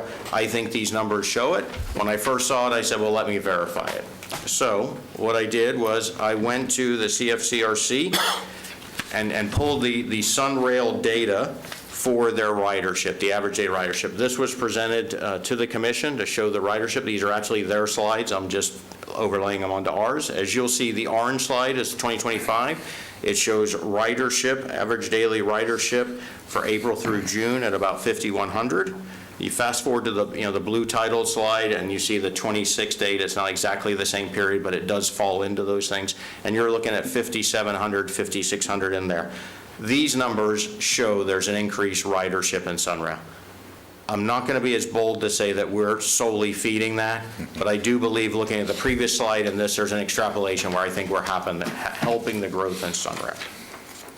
So now, as I mentioned previously, let's look at cities. When we talk about transit, transit's often thought of as an urban service. So I wanted to focus, okay, what trips involve cities here in Seminole County?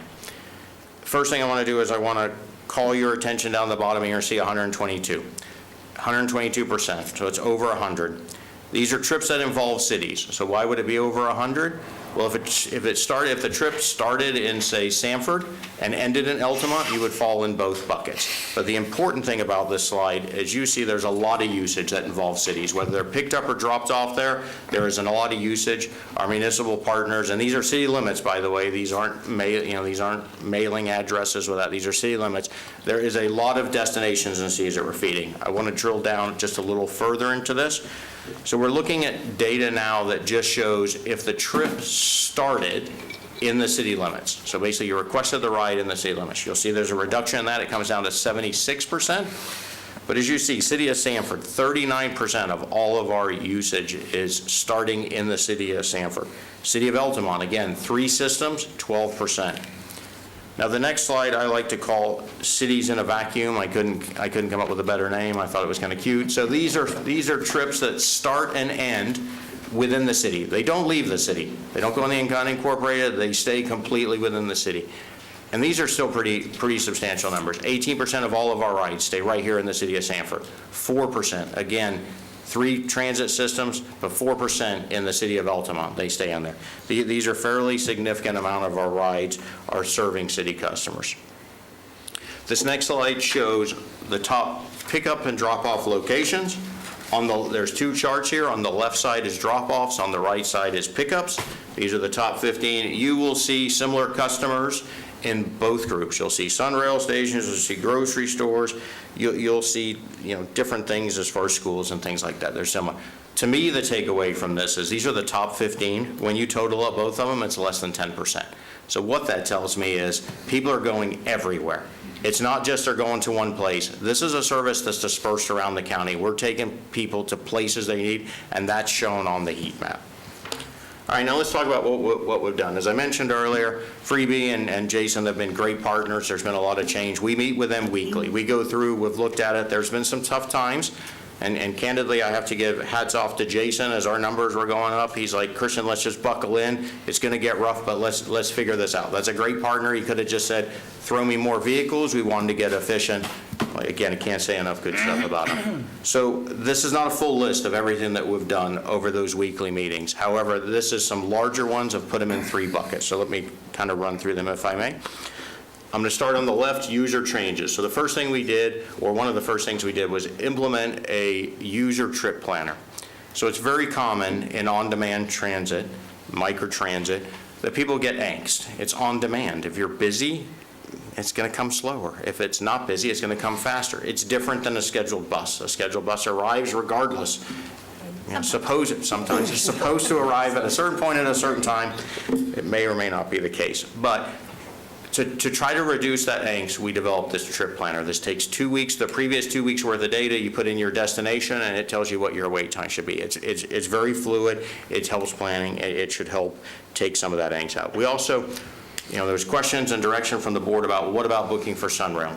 So normally when we started with Scout, and normally when you book it, it'll take a booking from 1,500 feet from where it's where it's currently seeing you're standing. When you're on a train in Orlando, you're more than 1,500 feet. So we took and we expanded that. We allowed bookings on the Sunrail corridor all the way down to the furthest southern point of the corridor in Orange County and the furthest northern point in Volusia County. So if you're on Sunrail, you're at the station in those corridors, you can book your Scout ride. We also, as the board will recall, we were getting crazy cancellations from users maybe not completely understanding the system. When the Lynx riders came over, we limited the cancellations to 2. So you can take 2. After that, you're locked out of the app and you have to call in. We didn't want to leave anyone stranded, but we needed to stop that. That actually did improve things. We also looked at some system changes. So when we started this, we had vehicles distributed across the 7 days of the system. Very quickly, we realized, okay, what the usage was on the weekdays versus the weekends. We realized that we had surplus. We could move vehicles and vehicle hours from the weekends to the weekdays, and we did that. We also increased the pool max ride time. So what does that mean? As we talked about it before, there were, we talked about a 10-minute detour time and it being a shared ride service, and it needed to be a shared ride service. You weren't getting a private taxi to somewhere. It needed to be a shared ride. So we started at 10 minutes. That was what we talked about here.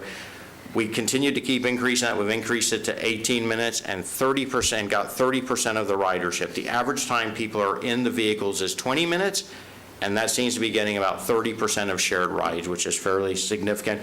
We haven't really got any complaints at that level. It seems to be flowing nicely. And we've also continuously optimized the algorithm. Jason and his team, they've looked at how people pick up, how they pick up and drop off people, in addition to how drivers go on break, how shift changes are happening. All that's been optimized in the app. They've loaded an AI agent into the app, so as we're coming up with crazy ideas, it can quickly analyze data and see can it, what changes can it make and how will that impact things. So that's happened. There was also a system expansion. As mentioned, there was 7 vehicles added when the Lynx customers came over. We also secured the FDOT Service Development Grant, as you'll recall. This will add 7 more vehicles. We were awarded that last year. It was for the state's fiscal year that starts in July, but we can't just start running in July. We have to get an authorization letter that says, yes, go forth and do good things. We are waiting for that letter. They are telling us we should get it by the end of this month. We're closing into that, but we think it's coming very soon. And at that point, we'll go forward with beginning the driver selection as well as the purchasing of the 7 vehicles. So this slide, as I promised you a bit earlier, this takes those fare box revenue percentages as well as the cost per passenger and compares it to others. So let me just go through a couple things here. The top portion of the chart are Florida transit system, microtransit systems. The bottom part are national. You're going to say, well, why are you looking at that? Well, I want to call your attention to the green line, and that's us, Scout. And when you see it, we're at 189 square miles.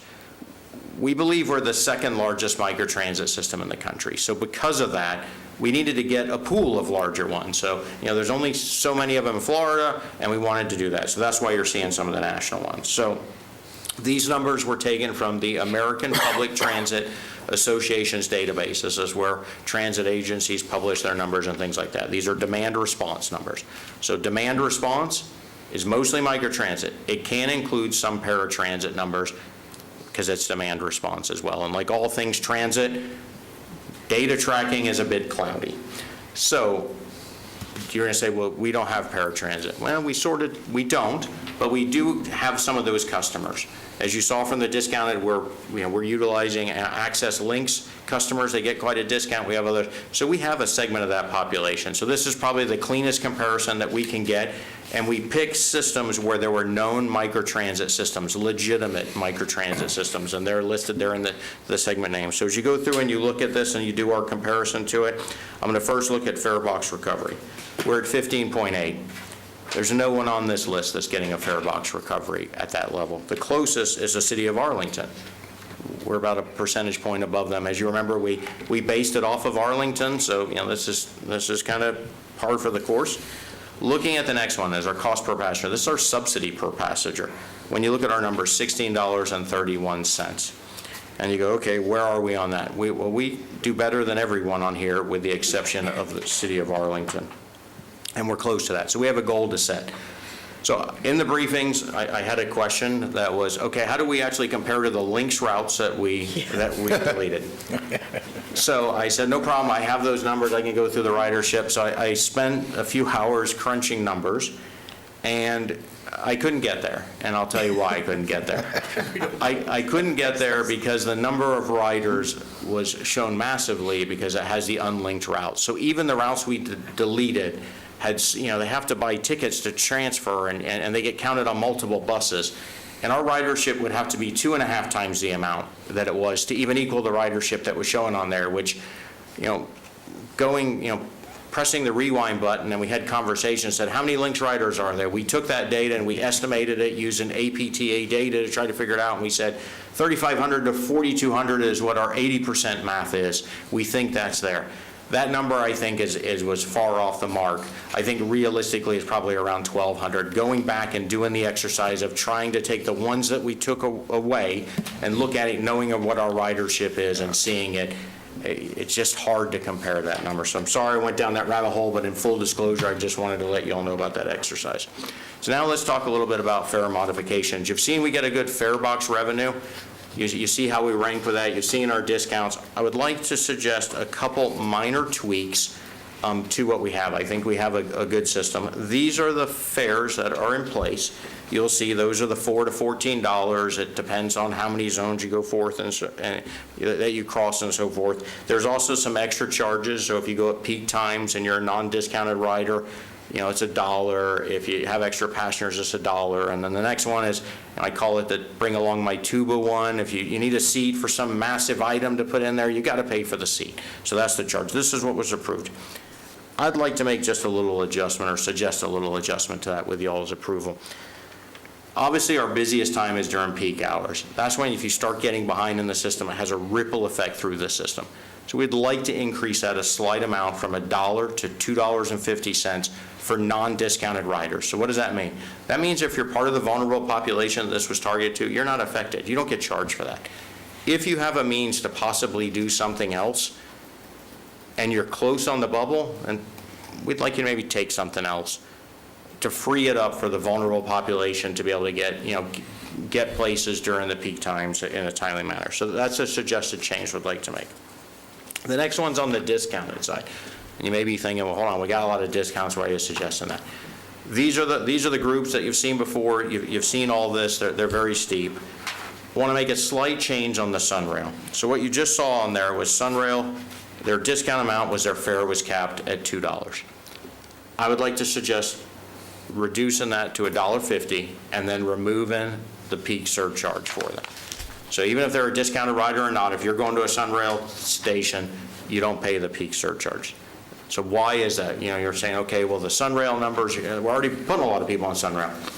What microtransit often works as what you'll have heard is a first mile, last mile solution. This is normally with buses where you take a fixed route somewhere, you get on this microtransit and you go to a zone. Our system is kind of based off of Sunrail, so our fixed route is effectively Sunrail running down the corridor. There are scenarios where by the time you buy a ticket on Scout to get to Sunrail, to buy the Sunrail ticket, to go to another zone in Seminole County to get Scout again, it becomes more expensive than just changing the zone, especially when you add in the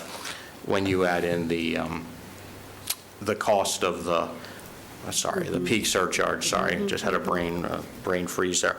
So we would like to make it so it's economical to be Sunrail. So Sunrail becomes a partner. So part of your trip possibly could be you take Scout to Sunrail, get on Sunrail, take it somewhere in the county, get off and take Scout again. We would like to look at this. Do we know how many customers this is? We don't. Just like we didn't know how many customers we were going to feed to Sunrail. We don't know how many people would possibly take this model that would have previously taken Scout the whole way or say, hey, it's more economical. But we'd like to try it and make a modest decrease here to free that up a little bit. So that's the other suggested item suggested. So now looking at next steps. So one, if the board is agreeable to those changes, we would obviously implement those and begin the implementation process. You've heard me talk a lot about these FDOT service development grants and waiting for that letter to come. When that letter comes, we want to get those 7 vehicles. We want to continue to pursue additional funding opportunities, and albeit I didn't have a slide for it here, there's been conversation and direction in the past about looking for us to become designated or direct recipients to unlock the federal funds, which was the kind of the upside down conversation we had a bit ago. We are working on that.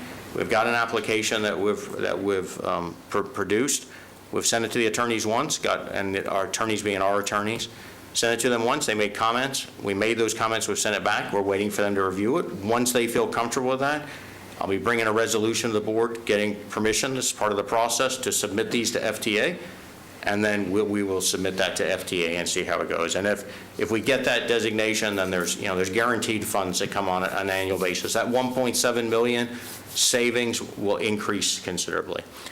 And then additionally, we're going to continue to build service efficiencies. As I mentioned, we get together weekly. There's a team of us that get together. We really dissect this. I think this makes it different from other transit agencies. We haven't taken the set it and forget it stance. We get together and we debate things out and say, okay, what's going on, what's not, how can we make things better? And so many changes have happened. We are going to continue to do that. We're not at the finish line.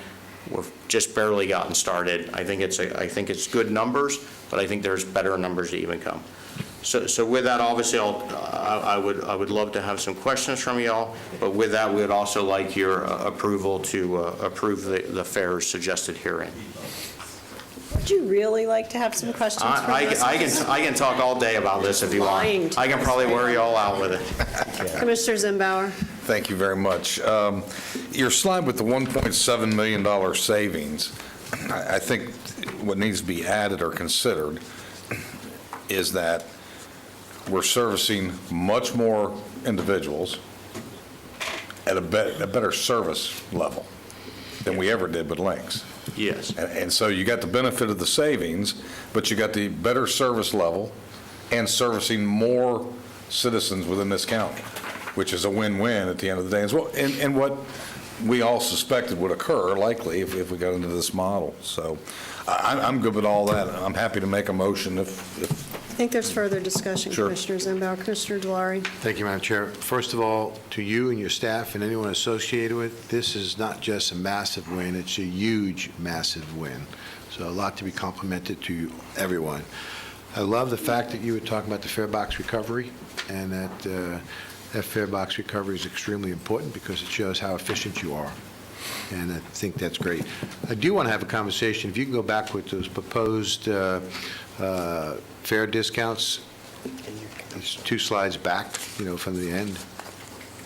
Proposed fare discount changes. I don't click and talk at the same time, so I have Well- great people helping me, so sorry for that, but they're assisting with that, but we got Tongue in cheek, I know you're limited, so we'll allow that. no worries.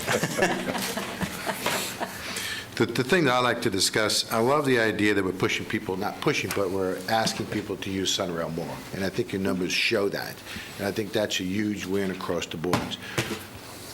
The second line item in red that you show there is the discount if you stay and use Sunrail as the spine to going across the county and using Freebie again or Scout again, going down to $1.50. I'd like to know where you came up with that, because I think if you're using Scout to go to Sunrail, you use Sunrail as the spine, and then you use Scout again. I don't know why we wouldn't just say, okay, we're using it on 2 sides, so just go to $1 so we can understand what that really is, because to really push people to Sunrail. Yeah, so the number was just a slight decrease. There's nothing behind it other than just a slight decrease. The discounts at the board, the board approved, they're very big discounts. I didn't want to start slashing and burning. I'm not Obviously, trying to these- slash and burn, but since you're going to be using Scout twice, I can see going down to $1 to actually push people to Sunrail. I think that would work exactly the same as this. I think it would further send that message. We only just took a small, modest bite. For the only reason was it was a small, modest bite. Certainly taking it to $1 accomplishes the same thing and makes it more attractive to more people. I think that would be an excellent idea. Additionally, you may say, well, why not go further than that? I can tell you when You got to have something. Yeah, and that's what the economist said. Don't make things free. That's a big problem in transit, and so probably $1 would probably be the bottom. I would. Yeah, I would encourage the board to do that, because let's see how many people we can push to Sunrail. But I'm fully in favor of all your suggestions. I think it's a great job that you've all done, and the staff behind you did a great job, as well as Freebie. But I think let's try to encourage people more towards Sunrail by doing a bigger discount. And so I would urge the board doing that. Commissioner Lockhart? I'll echo the thanks and the hard work and kudos on the collaboration. I'm not sure we would be where we are had we not had this partnership working as well as it has. There have been bumps in the road, certainly, but I am so excited to see the improvement that has occurred, and hopefully people will, as we've seen by the ratings, they themselves, the riders themselves, have shown that they are seeing greater value in the system. I agree with Commissioner Delary on taking that Sunrail fee down to $1. I was thinking about it from a marketing perspective. What can you do with advertising something for $1 or $1? I don't know. It's just a round number. I'm not sure, but right. I asked Christian the same question. Where'd you come up with the $1.50? Like, what was the math behind that? He was like, oh, it just sounded good. It's less than what it was. All right, well, let's go a little less. That's personal opinion. I do think that pushing, truly, I know you said I don't want to push people to Sunrail. I do, as we see those Sunrail numbers improve, the ridership numbers improve, and they are improving, in addition to the Scout contributions. They are improving along the entire system. So, period, and that new paragraph. I really want to see us start presenting at our Sunrail board meetings what the Scout ridership is. Lynx presents, VoRide presents. As you know, there's been quite a bit of narrative around Scout and its proficiencies here in the Central Florida area, and some of the narrative has just not been terribly accurate. So to have, because our transportation partners in the region need to know what we are accomplishing and what is happening here from us, not from Reddit. Fair. And that, just so you're aware, so we have been providing those numbers to to FDOT and stuff. They have invited us to come. I think there's been a little lull in meetings. We are on schedule to start at the next meetings. Great. To start doing that. I think G will be the one, him or Tawny will be the ones presenting them. So we just got to figure out who that is. But we are tracking it, as you can see, and that will be something that will be occurring at those meetings. I think that'll be critical, because we are still in partnership with all of the other counties in the region in transportation. That was a question that was posed to me last week, was, well, are you still, how does this work? Are you still a partner? Absolutely, we're still a partner. Transportation around this region is too important to become isolated, and Sunrail, I think, is the great opportunity for us to continue to improve that. Commissioner Constantine? Thank you. Thank you very much. I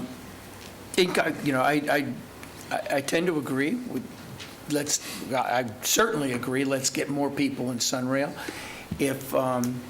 If the bottom line being $1 instead of $1.50, I can go along with that.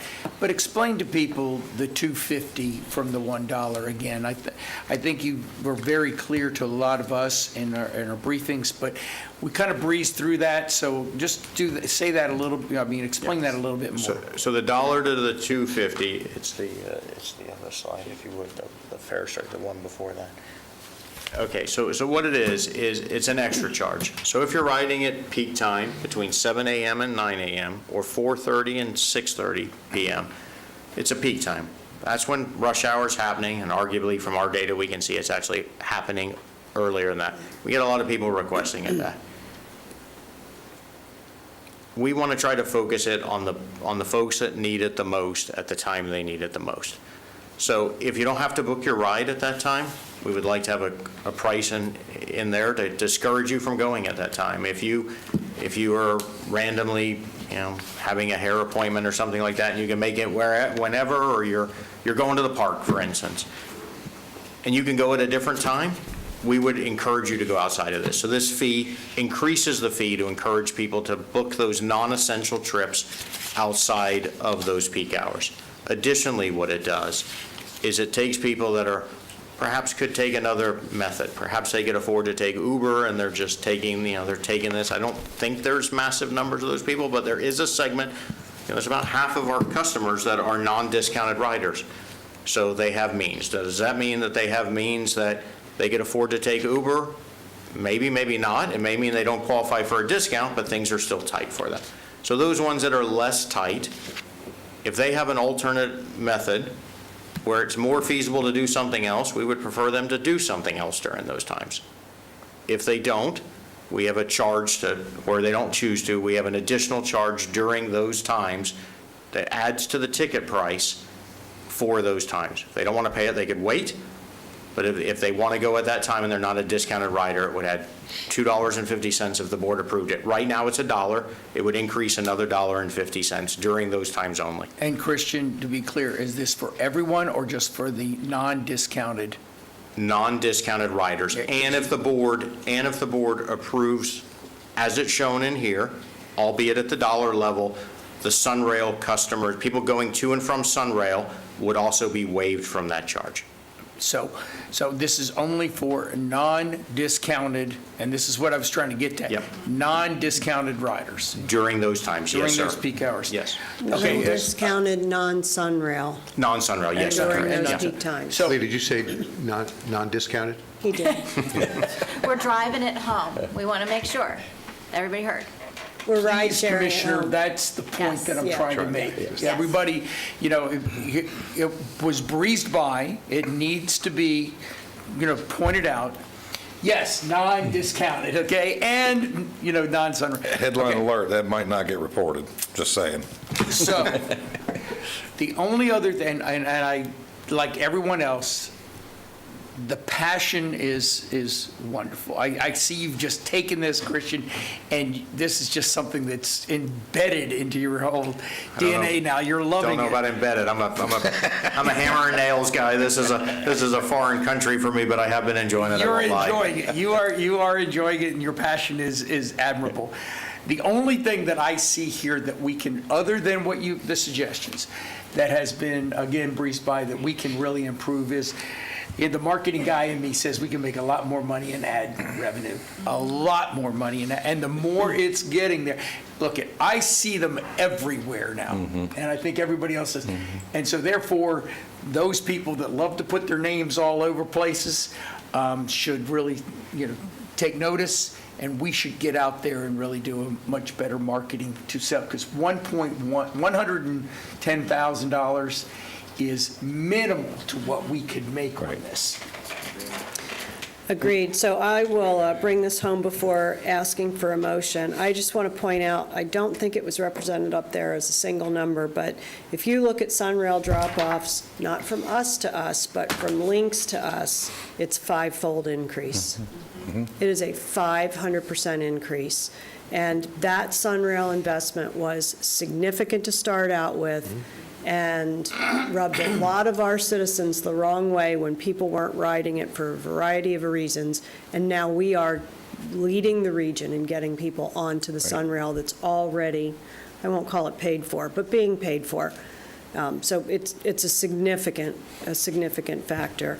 And you've been thrown a lot of compliments to the freebie team, but I'm going to throw one more. Your desire to be in the data is significant. It's what's driving the efficiency. You're creating the availability of data for us that we never had before. The fact that we can't identify a rider in the former system is really stunning to a lot of us. And it looks like we were at about 1,200 riders, and now we're at 3,500 riders from links to this in the current iteration, and it's probably only going up. So congrats to the whole team. Christian, thank you for leading this, letting us ask you 1,000 questions. And I just want to point out that if you haven't been on a Teams call with Christian, his background is him in a links Scout. Oh my gosh, in a scout ride. Him in a scout ride, yes. In a non-links ride. Chairman, could I add one Yes, thing real quick, please. and I won't belabor it. It is working, and I know we're in it day in and day out. Christian is. I also want to thank G back here, too. He's our transit manager. He is it. But working with a great partner like Freebie, Jason and Claudia, we work with a lot lot for them to take Christian's call as much as they do. I thank you for that. But the highlight, I recently watched the mayoral debate in Orange County. It was a couple weeks ago. 2 of the 4 that were running, they complimented Scout on how innovative it is about, not getting out of the buses, but adding alternative transportation. So when you have candidates that are running that are actually complementing what we're doing here in Seminole County, it's meaningful in the region. So thank you, Christian, and thanks to the board for your support about moving this forward. So we've doubled ridership, and we've saved about $1.7 million. Do I hear a motion? Move to approve Scout Microtransit service fare and discount structure changes as presented herein, with the reduction to $1 for delivery to Sunrail instead of the proposed $1.50. Second. First, We got a public comment, Chairman. thank you. Thank you. Public comments, please. One speaker, Leslie Grubel. She needs to just wave those things in front of you before you. I can't possibly have any more reminders, and I still miss it. I'm just going to own it. I can't possibly have any more reminders. Leslie Grubel, Longwood, Florida 32779. I can't keep my mouth shut. I have a couple of thoughts, but on microtransit, I did have a concern that was brought from one of the missions up in Sanford, trying to have their homeless population be able to get to jobs. And the comment was their concern that they have not consistency in terms of the time pickups. Not that I think the microtransit is absolutely fantastic as for its individuality, but for those who are trying to look at consistency to be able to utilize its services for jobs, just a thought. A comment also on how amazing watching the JETA conversations. to those who listen in to these meetings, just a comment about how home rule and how these discussions are an absolute example of how it is so important that we have home rule and we allow our public to be able to come up and speak to you all and see the responses and the concern that you show. My last comment will be on the legislative issues, perhaps not in this time period for public comment, but just that I am so hoping that our legislative lobbyists are looking at the mandated issues that are being sent from the state, and I've mentioned this before, but looking at those slides and those things that they're telling you to do, that some of them we already do, like you say when you were publishing what's the budget and that kind of thing. But they do these things, and then they ask you to do them, and whether it costs you anything or not, it doesn't seem to matter. And I'm hoping those public who watch this will please speak to your representatives about these mandates. And the last thought is, I'm hoping that Lynx has addressed somewhere along the line their costs that they initiated on the system for this county. And I hope that they have come to some reconsideration. Thank you. Thank you. We appreciate you being here, and I'm going to wrap that all under the microtransit subject matter. So we appreciate you not having to wait anymore to say those last few little things. With that, we have a first and a second. All those in favor? Aye. Opposed? Hearing none. Passes unanimously. Thank you. And in reference to your comment, I do sit on the homeless board, Rescue Outreach Mission Board, and we do have ongoing discussions with that. It's a planning situation, so we're And Madam Chair, that is correct. Sitting on the Public Safety Council Board, that was brought up about the jail and how they get transportation. And we've had discussions with them that they would be best served to do better planning to schedule their rides. Right. It's a planning situation. Well, I guess we're on to the next item. Bringing it home. Come on, Tricia Johnson, talk to us about boards and committees, our favorite topic. Right. I'm not sure I'm quite as passionate about boards and committees as Christian is about Scout, but we'll give it a shot. So thank you. For the record, Tricia Johnson, Deputy County Manager. Today, I'd like to discuss several proposed updates to the county's boards and committees program. The purpose of today's discussion is to receive your direction on a few policy questions before staff finalizes an administrative code update. Over the past several months, staff have listened to your feedback and reviewed our boards and committees program in its entirety. We've identified several opportunities to improve consistency across boards, clarify appointment procedures, and modernize some of our practices. I'll begin with a brief overview of our current boards and committees program, followed by an update on our Legistar appointment interface. We'll then discuss 3 policy topics: board member term limits, appointment processes, and membership requirements. What I would like to do is go through the presentation in its entirety and then go back to the discussions that require your direction, just in case some of them tie together and may assist you with some of your decision making. Seminole County currently has 15 advisory boards and committees administered through this process. To clarify, this process only includes these boards, not those boards that are appointed by the chairman or this commission on an annual basis, typically in December. These boards provide valuable expertise and citizen input on a wide variety of topics, including planning, historic preservation, tourism, libraries, housing, and agriculture. Collectively, these boards are made up of approximately 120 members. The appointment process is administered by the Agenda and Board Services Coordinator, Ms. Dominique Drager, in collaboration with your offices, and your aides have been involved in various conversations about this process.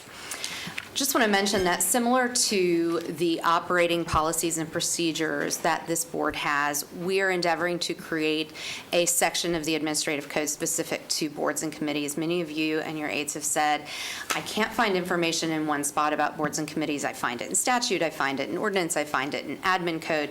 Can we just put it all together? So that is our intention, and we're hoping to finish that process once we get your direction today. Regarding the Legistar interface, commissioners, staff, and members of the public can view this system. It's requires no login, and it covers board membership, vacancies, minutes, agendas. And so if you have questions about what boards may have vacancies or would like to view the minutes from a last meeting, you can access them at the Legistar interface. You'll see here that this is a list of our planning and zoning meetings. Here is a schedule of those meetings along with the agenda and minutes attached. Not all of our boards and committees have agendas and minutes attached on Legistar yet. That is the part of the training process with our directors and board liaisons. And finally, you can see the members of planning and zoning and their attendance records. You can also go to another location in this interface to see board vacancies. Next, I'd like to talk about term limits. This will begin the slides where we will request some feedback from the board. Through various discussions, the topic of term limits for representatives of various boards have developed. Only 3 of our current boards have term limits. That's the Parks and Preservation Advisory Board, the Libraries Advisory Board, and the Committee on Aging. As part of the admin code update, we'd like to get your feedback regarding whether term limits should be implemented when possible. We've outlined 3 options for your consideration. First, being maintain the existing approach. The second, standardize where appropriate, meaning we would, in that administrative code section I just mentioned, have a standard term limit for all boards that do not already have one in place. We have not recommended what that standard would look like yet. It could be 4 years on a board and then a year off, and then they could be reappointed again. We just at this point want to talk about term limits and get your thoughts on those in general. And option 3 is customize term limits by board. We'd work with the director of the county manager's office to come up with recommendations and then bring them back to this board. So that is the information regarding term limits. Next, I'd like to talk about the appointment process.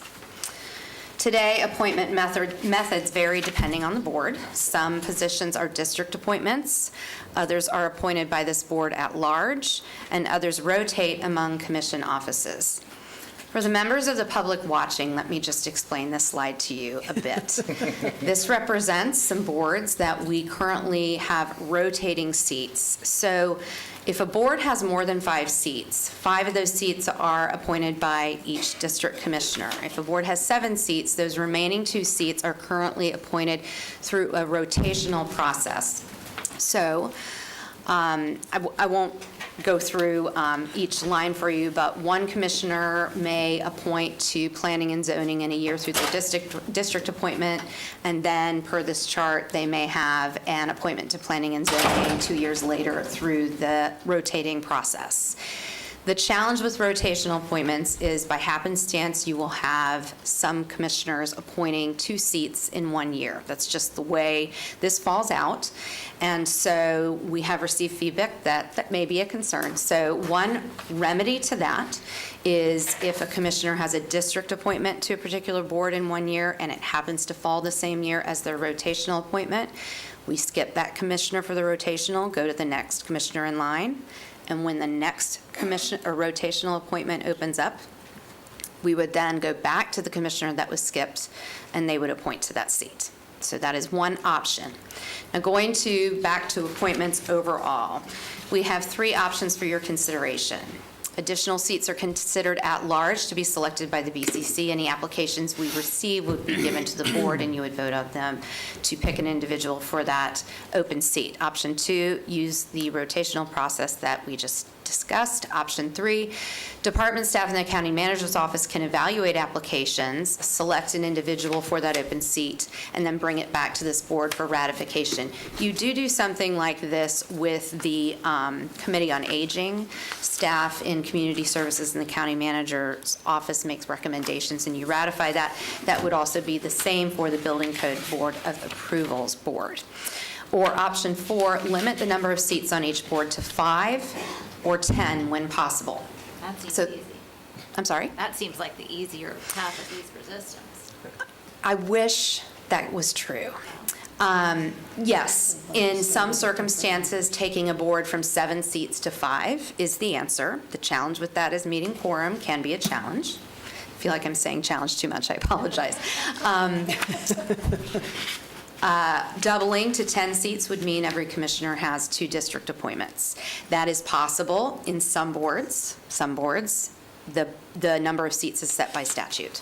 So what we would do, if that were the direction of this board, is to come back to you and show you what boards, where it's possible to go to 5 or 10. So I'm going to use planning and zoning as an example. Right now, we have 7. We couldn't go up. I don't believe we'd go down to 5. So we just would have to consider what that means in terms of meeting a quorum. So these are the appointment process options. And finally, membership requirements.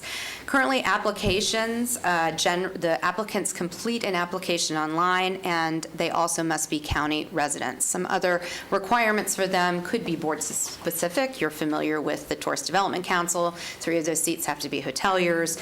The Building Code Board of Appeals requires certain type of contractors for seats, but not all boards have those type of requirements. This board has brought up some thoughts on doing background checks and or requiring that individuals who would like to sit on these boards be a registered voter. If the board is interested in pursuing background checks, I want to provide some practical considerations. Background checks require applicants provide their Social Security number and do result in an additional cost of about $32.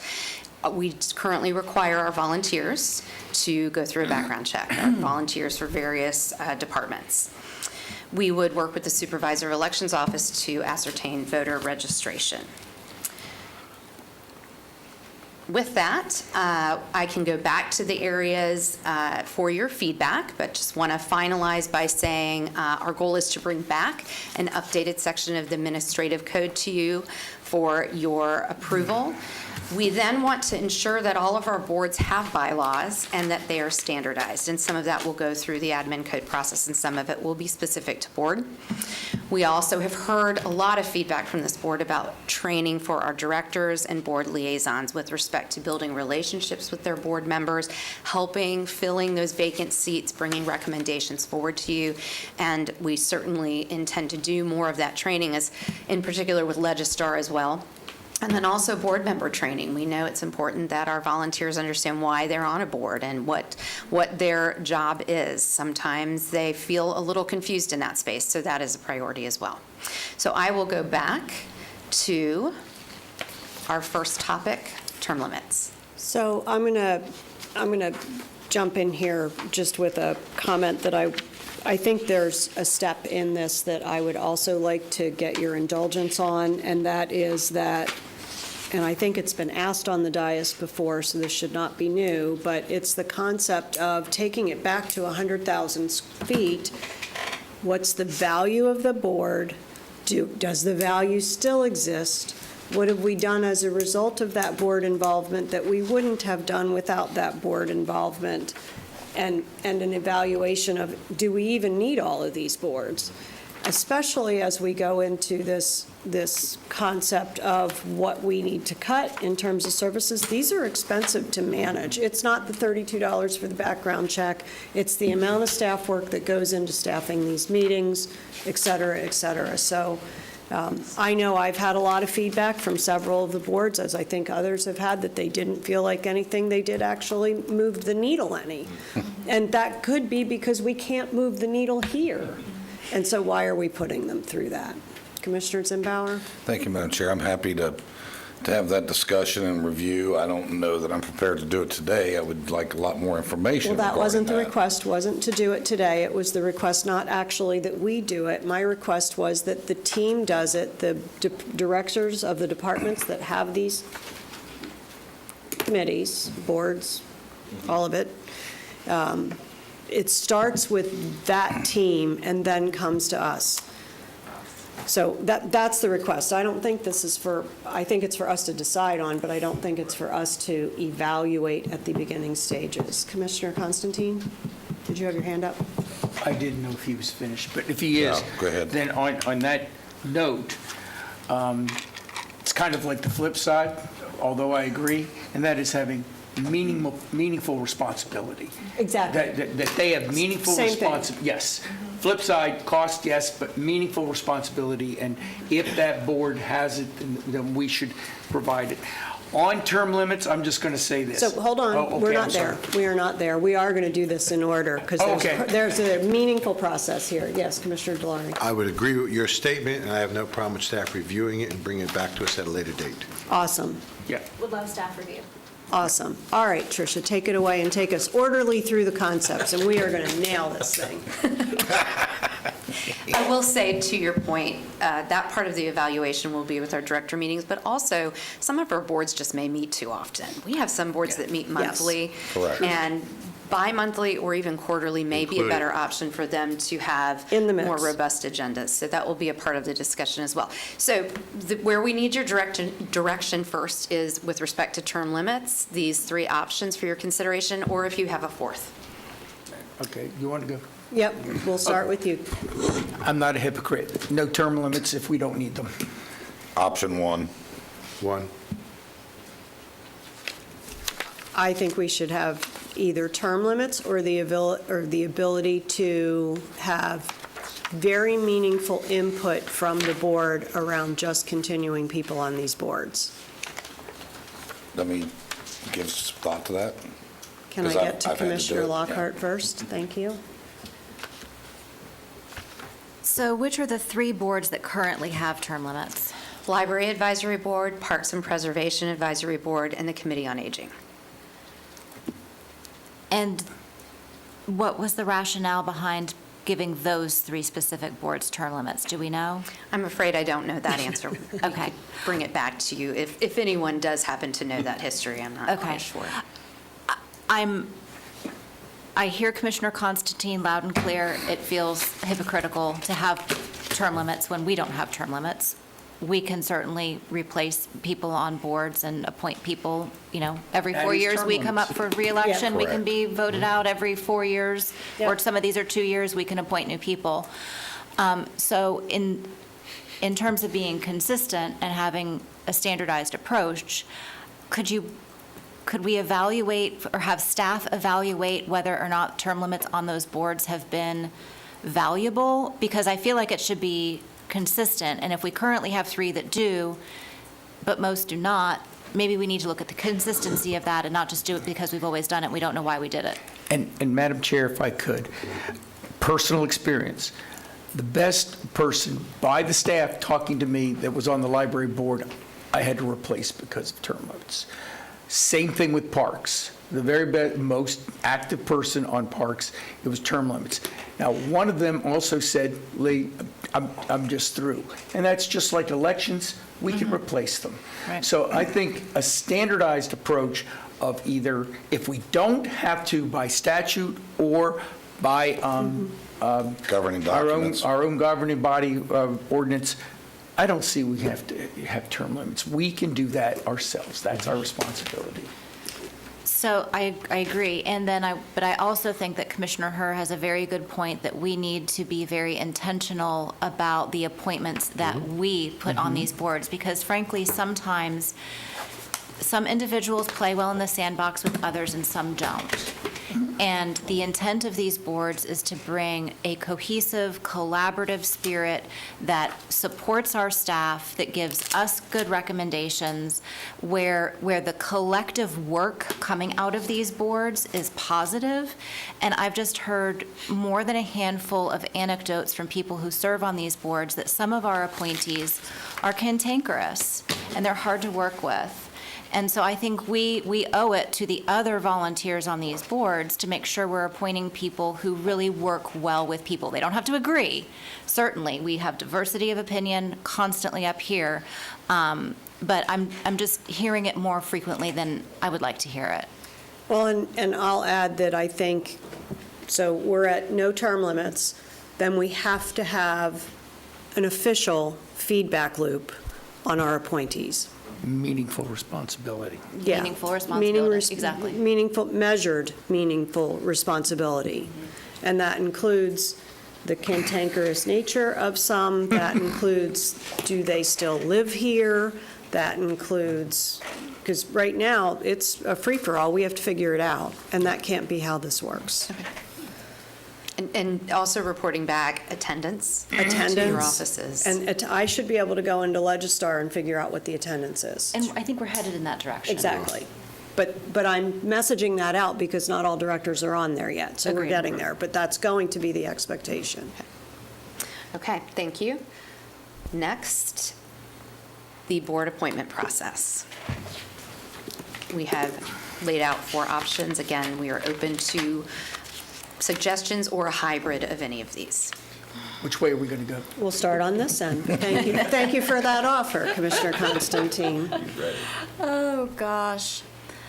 I do think that there's value in having district appointments. I don't think that every appointment should be a board appointment. But then that calls into question, why are we all voting to ratify one another's appointments? Right? So the process that we have in place is, this is your district appointment, but then we have to bring our district appointment for approval and vote by the whole board for that ratification, which is where things, it's either the district commissioner's purview, or maybe it's not. I mean, I think we're in a hybrid, weird spot right now with the process. So if we're going to do district appointments, don't ask me to ratify, somebody else's appointment. Back at you. Right? I mean, you may love John Q. It's true. I may not love John Q, public, but it's your appointment. And so don't ask me my opinion and my vote unless you want to hear it. You may not want to hear it. I think we've experienced that so far this last year. So I would just say, let's be consistent about what we're going to do. If there are at-large appointments that we have to appoint people at large because of whatever process, then we can figure out, we could know how to deal with that. The rotational appointments, I think, are a nightmare. I do not envy Dominique or whoever it is that has to figure that out. I think that's just miserable. So however we can do away with rotational appointments, I'm up for that discussion. I think that was it. Does that help, or does that just muddy the water? No, I'm more? ready. I'm with you. Commissioner Constantine, go for it. No I'm gonna go out of rotations, order. it's a nightmare. I agree 100%. And it's also asking you to ratify somebody else because they'll come back to you. I was appointed by this person, now it's your appointment, and you may have somebody else that you want. Know that I see 5 and 10 as a great option. 5 if we need them, 10 if we have to have more people to appointments. If a committee it needs to have a guarantee odd number, then make the one person at large. And I don't see that as a problem. But 5 and 10 is great, therefore I have 1 or I have 2. I know it. I know every year or every year comes up, I have it. I'm not looking at, having to appoint Commissioner Zimbauer or Commissioner Deloria or anybody else's rotation that I may not know nor understand whose turn it is. I'm option 3. I think the people that are running these committees need to be making the recommendations of people that have interest, et cetera. That's not abdicating our responsibility, but it's putting it into, in essence, an accountability level that's different. We still would have the ability to vote. We still have the ability to say no. In my instance, I would say we should be submitting several names for consideration, and that works well in the places where we're doing it. Some of that is because we have to do it that way. Some of that is because it's actively happening that way for the betterment of the committee. We're not in these meetings. So I think that's the most effective method. It's probably the least political method, which I'm also a fan of. Commissioner Delory. Thank you, Madam Chair. I think a hybrid would be appropriate where we actually have 5 district appointees and then the 2, because there's 7, they're at large, and then we all appoint those 2. And do away with the rotational. Do away with the rotation. So, it's still 7, where each person appoints 1, and then the 2 that are potentially rotation, they're appointed at large by the board. And I want to understand, Commissioner, your suggestion. See, a lot of these boards are the subject of ideas of the people, and therefore I don't want the department staff who already have an inordinate amount of authority over those boards to then pick the people that are going to give them recommendations. And I didn't know if that was what you were That's not suggesting. what I was saying. Okay, good, then I was misunderstanding, so please. Again, not giving responsibility away for that selection. I still, as the appointing board member, want to make that selection, but I would welcome their educated involvement in that process. And absent of formalizing that, that is going to happen happenstance. Like the fact that I will call them and ask them before I make an appointment? Well, not all of us would, Okay. number one. And number two, not all of them would feel comfortable saying, I am going to continue to search for folks to be in the queue. I mean, really, we need, the pool of talent ought to be as big as possible as opposed to what we're doing now. I don't know if I would feel comfortable in formalizing that, because then it's, putting another layer, if you will. I mean, it should be a common sense to ask them, and you're right, and you're right, probably, I can't speak for anybody else, but I do. But it's still, formalizing that then puts them in a position potentially uncomfortable for them, but potentially where I feel uncomfortable, I have to ask them, well, is this person all right for you? That's all I'm saying. Yeah, I wasn't doing it in reverse. Okay. Yep. Did you get what you needed on that one? I'm afraid not. I knew the answer to that. So Rotations are out. You didn't get that. Rotations are out. I'm Good. super excited about that. And we skipped Commissioners in Bauer, Yes, so I'm sorry. yes. I do have a clarifying also for you. I'm not a fan of 3. I am a fan of 2. If you want to do a hybrid with 2 at large when necessary, I'd be fine with that.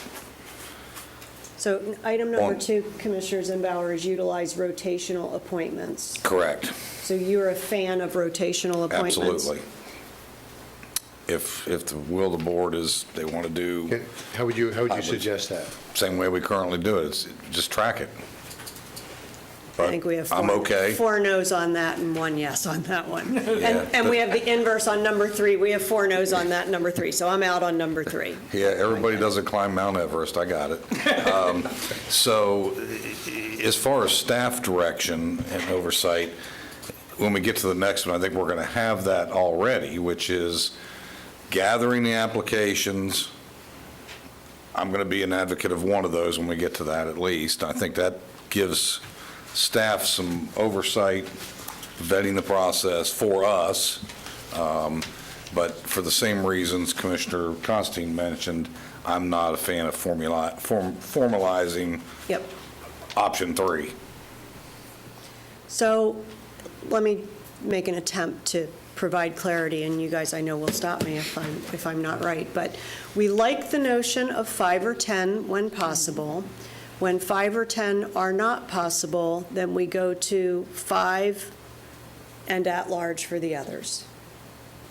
Is that kind of where we are? And sometimes the governing documents dictate on those boards how that Understood. is done. Understood. Which is in contrast to something that's already here. So that's going to have to be dealt with as well. Well, Yes, it will. yes. And I will say the 2 boards that I think, all of them, I have varying degrees of success.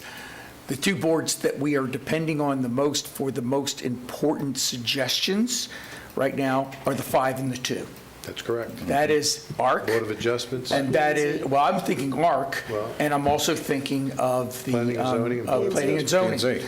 And so, what you suggested, that makes sense. What Commissioner Delory suggested makes sense. If you don't need to go to 10, then the 5 and 2. If you do need to go to 10, then the 1, 11. Yeah, I would not be an advocate expanding to 10. It's hard enough getting a board put together with 7 or 5. I said, if you have to. And I'm not suggesting you have to, but I'm saying if you have to, then it would be the 10 and the 1. Yeah. Back to you, Okay. Tricia. Did you? I believe so. I Okay. believe so, yes, thank you. And finally, membership requirements. What we're looking for, your feedback on are background checks and/or registered voter confirmation. I'd keep the required.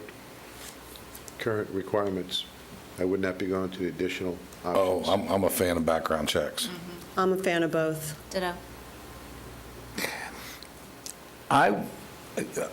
If their privacy can be maintained when it comes to voter registration, even though we can get it anyway, it's public record, I think they should be registered voter in the county. And a background check? I'm not taking out the background check. I'm just saying I think that they should be registered voters. If they are going to be volunteers for boards that will be back to the people of Seminole County, I think they should be voters. Can we do a survey with them? Because I imagine if we start asking for this, people are going to be dropping off. We're going to have a harder time to get people to volunteer. I'm not a fan of the registered voter requirement. I'm not either. All right, let's do them independently. Background check. All in favor? All right, you got 3. Registered voter, all in favor? You got 3. You got 3. Okay. When you work together. And then I do think we need to create a feedback loop. County If- resident, if we're everybody not being- agrees with that? County resident's a requirement. It's all, I yeah, have a all Yeah, I right. know, but. Yes, that is, yes. I have a legal question, if I may, to the county attorney. With these two issues, background check and voter registration, you see any issues with it? That's a very broad question, but I understand. don't have any legal concerns with it, No, I no. mean, at my point, legally, you have no issues with it. Correct. Okay. That's my question. Madam Chair. Yes. The one thing that's not on here that I would like to address is the way we show appreciation to these board members. It's not lost on me that we write a thank you letter, and sometimes it's after they've served on multiple boards or multiple terms. I would really like this board to consider doing something more significant, whether that's a annual luncheon or We used to do that. some kind of means of letting these board members interact with each other as well as staff and us, and really show that appreciation. It's hard enough to get people to give up their free time to attend these boards, and I think with this process, there'll be less of that, because if we actually get the boards working, whether we need to meet quarterly or once a month, more effective and efficient, then those people will be more apt to serve and their time's not being wasted. So just a thought process, I'd like us to consider some kind of appreciation more than just, hey, thanks for being a citizen and serving on this board. Thanks for the memories. Agreed. Yeah. And Madam Chair, one last thing, for me, on the application, have any of you really seen the application? Keep Yes, I it have. simple. I think it's too extensive. I'm not going to be specific about it, but I just think the application right now is a little more broad, or a little bit more extensive than we need.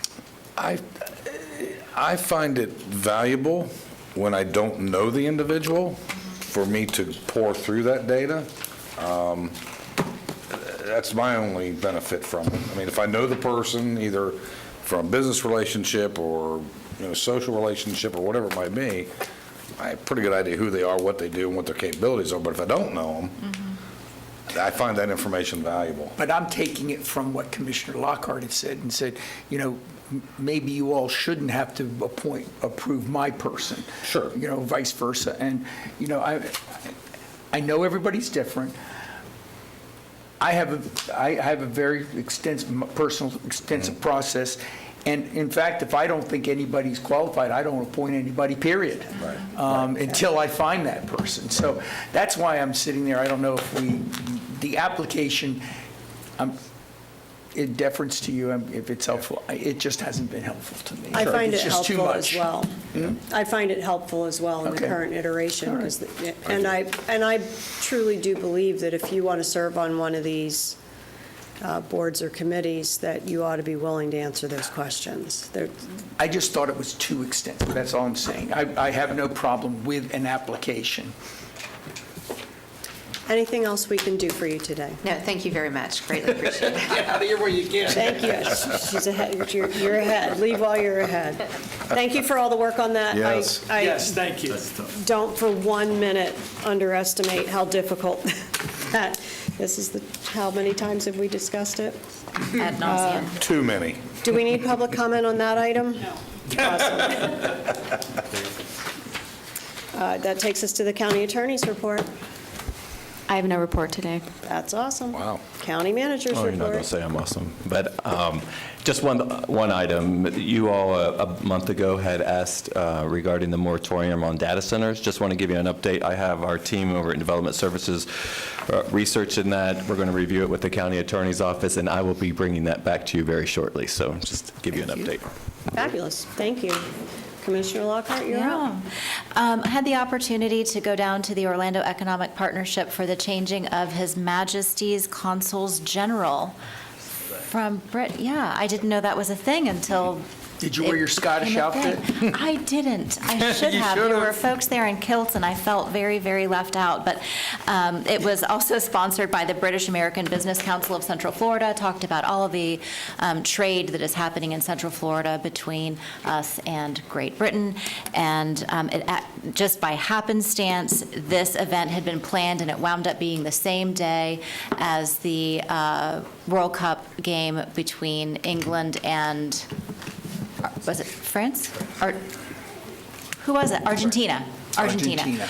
So Darren was whispering me the wrong country, for the record. I felt like it was Argentina. That's okay. Anyway, and fortunately or unfortunately, depending on how you looked at it, I left before the game was over, so I didn't get to stick around. But it was a wonderful event and great to see so many business leaders there talking about how much we do outside of our borders in terms of bringing economic development to Central Florida. I'm going to skip I'm going to say one thing that is really kind of silly, but Patty put it on my report, so I have to share it because this is for Commissioner Herr. Today is National Milk Chocolate Day. Get out. I am not a milk chocolate fan. I am a dark chocolate fan, but Commissioner Herr loves milk chocolate, so today is your day. A celebration is in order. That's right.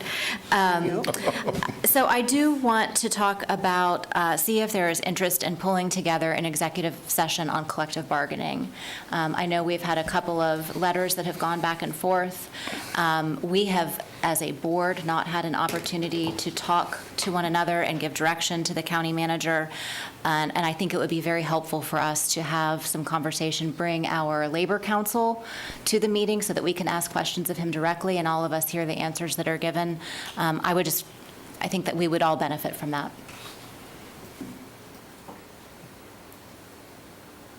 Feedback? Oh. With all due respect, I think the letter that was outlined by our county manager to them in the collective bargaining agreement was sufficient. I think it is also proper because it is starting in January of '27. And in the light of the property tax, I think I would be opposed to opening up anything at the current time. For clarification, I'm asking for an executive session for the 5 of us to have that conversation with our bargaining team and our labor attorney. I'm sorry, I misunderstood. That's okay. That conversation hasn't been had by us collectively. That's all I'm asking for. Does that qualify for a shade meeting? Yes, there's an exception, an exemption from the Sunshine Law for meetings between the board and the county manager regarding collective bargaining. So question.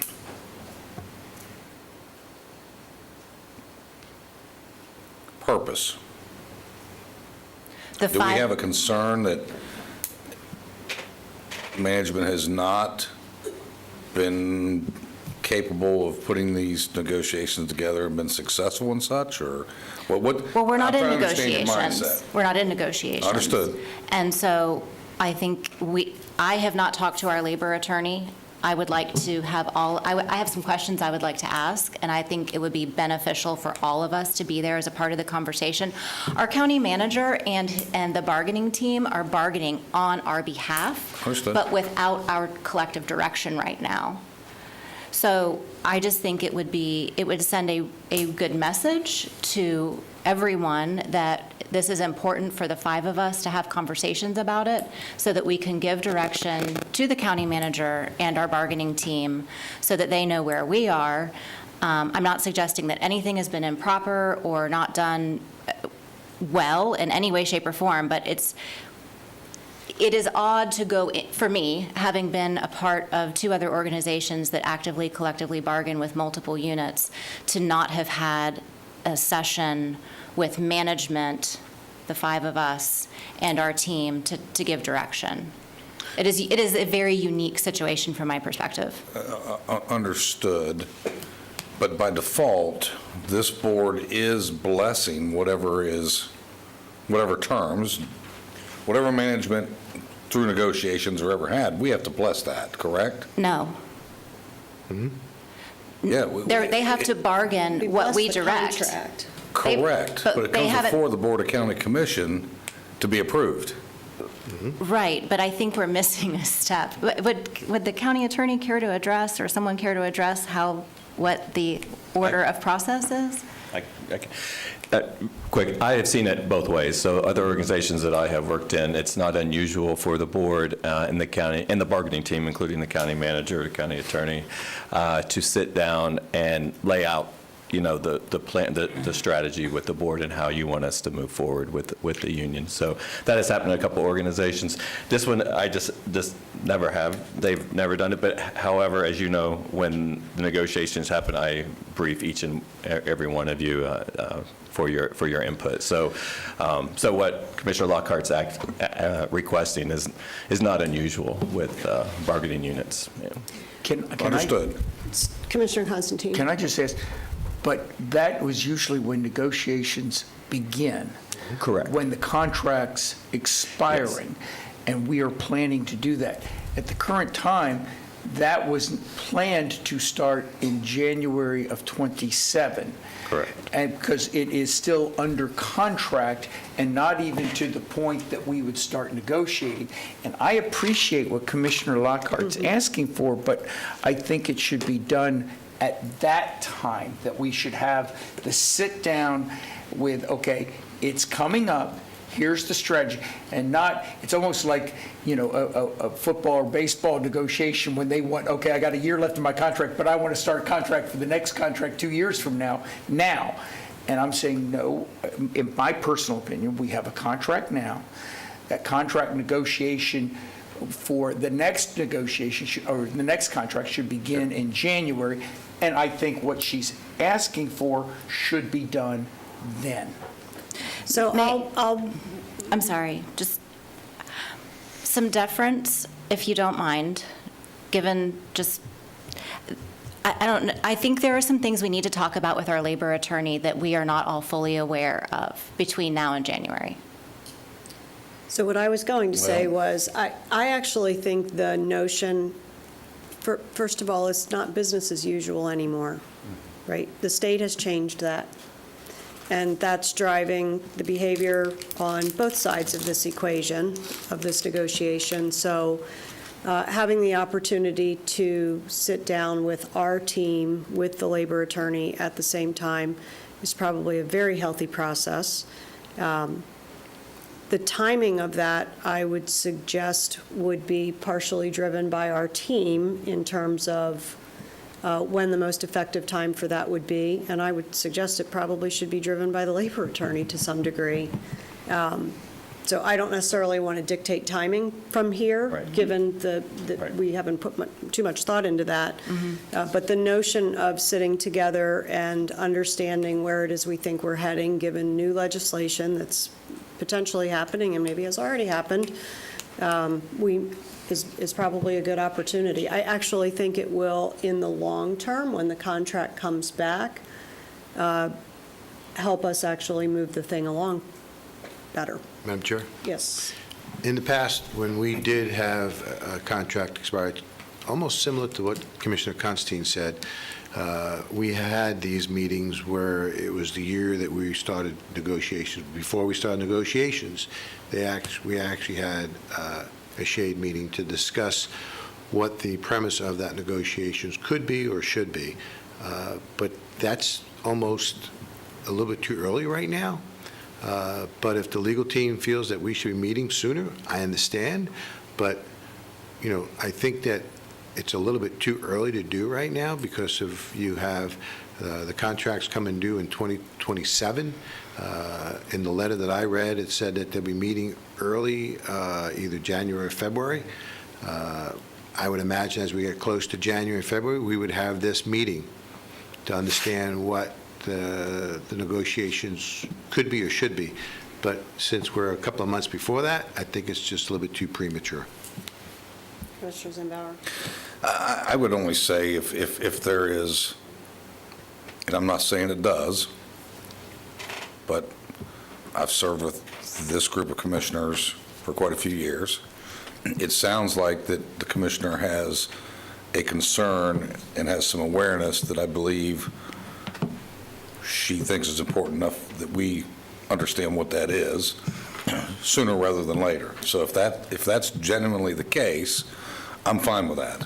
Totally fine with that. Thank you. All right, back to you for the rest of your report. So is there consensus? Do we have direction? I think there's consensus. I think there's consensus that we are having the Okay. meeting, and I Okay. think there's consensus on sooner rather than later, depending on the labor meeting. attorney's availability, yeah. Okay, thank you. I genuinely appreciate that. That's all I have for my report. All right, Commissioner Delary, you're up. I have one item, Madam Chair, and I wanted to put out a huge kudos to our county staff because last Thursday, they had the high school football media day. It was phenomenal. This is the second year that they've done it. I think our staff has done a phenomenal job. I know Commissioner Lockhart was there. I said hello to you, but I couldn't spend much time with you because I had another engagement.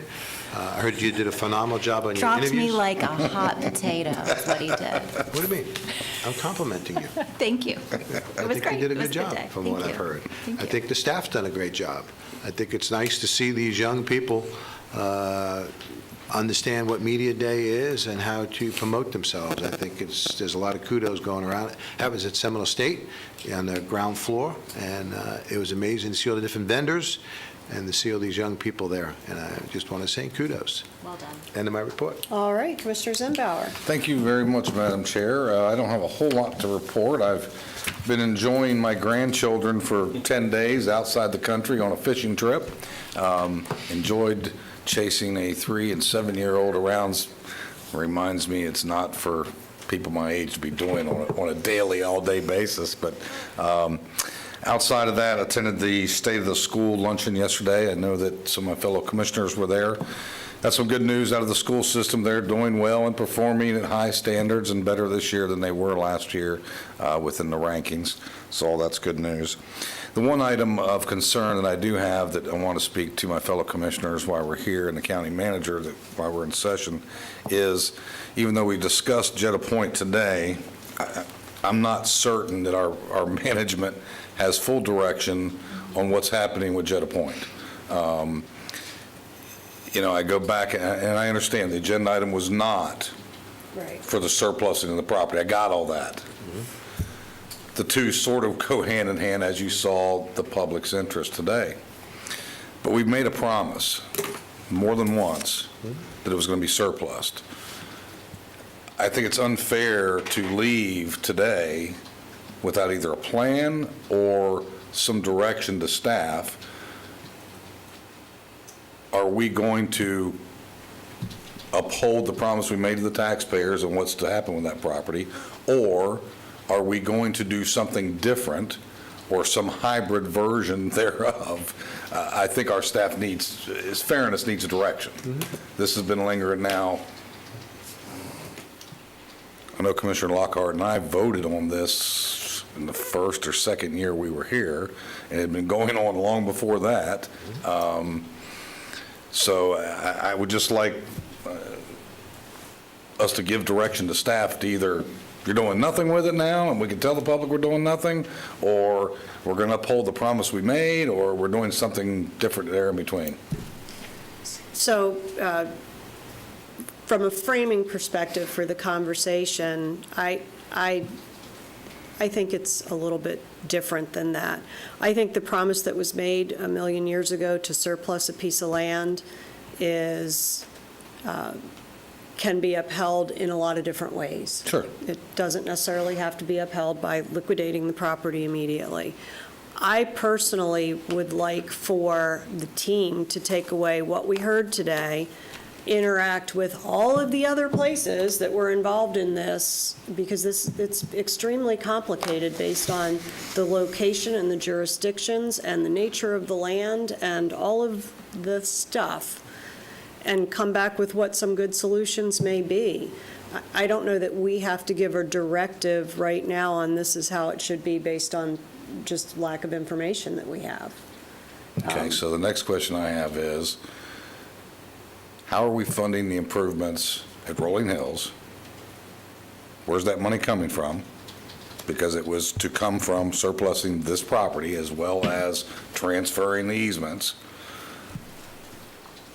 Do we have an answer or an idea at this point? Yeah, no, and we brought that to the board, In place. a couple of months ago, that we would be using the 1 penny for the development of Rolling Hills. In its entirety? Yeah, and I believe, where's Tim, is he here? Did we have any ARPA funds for that?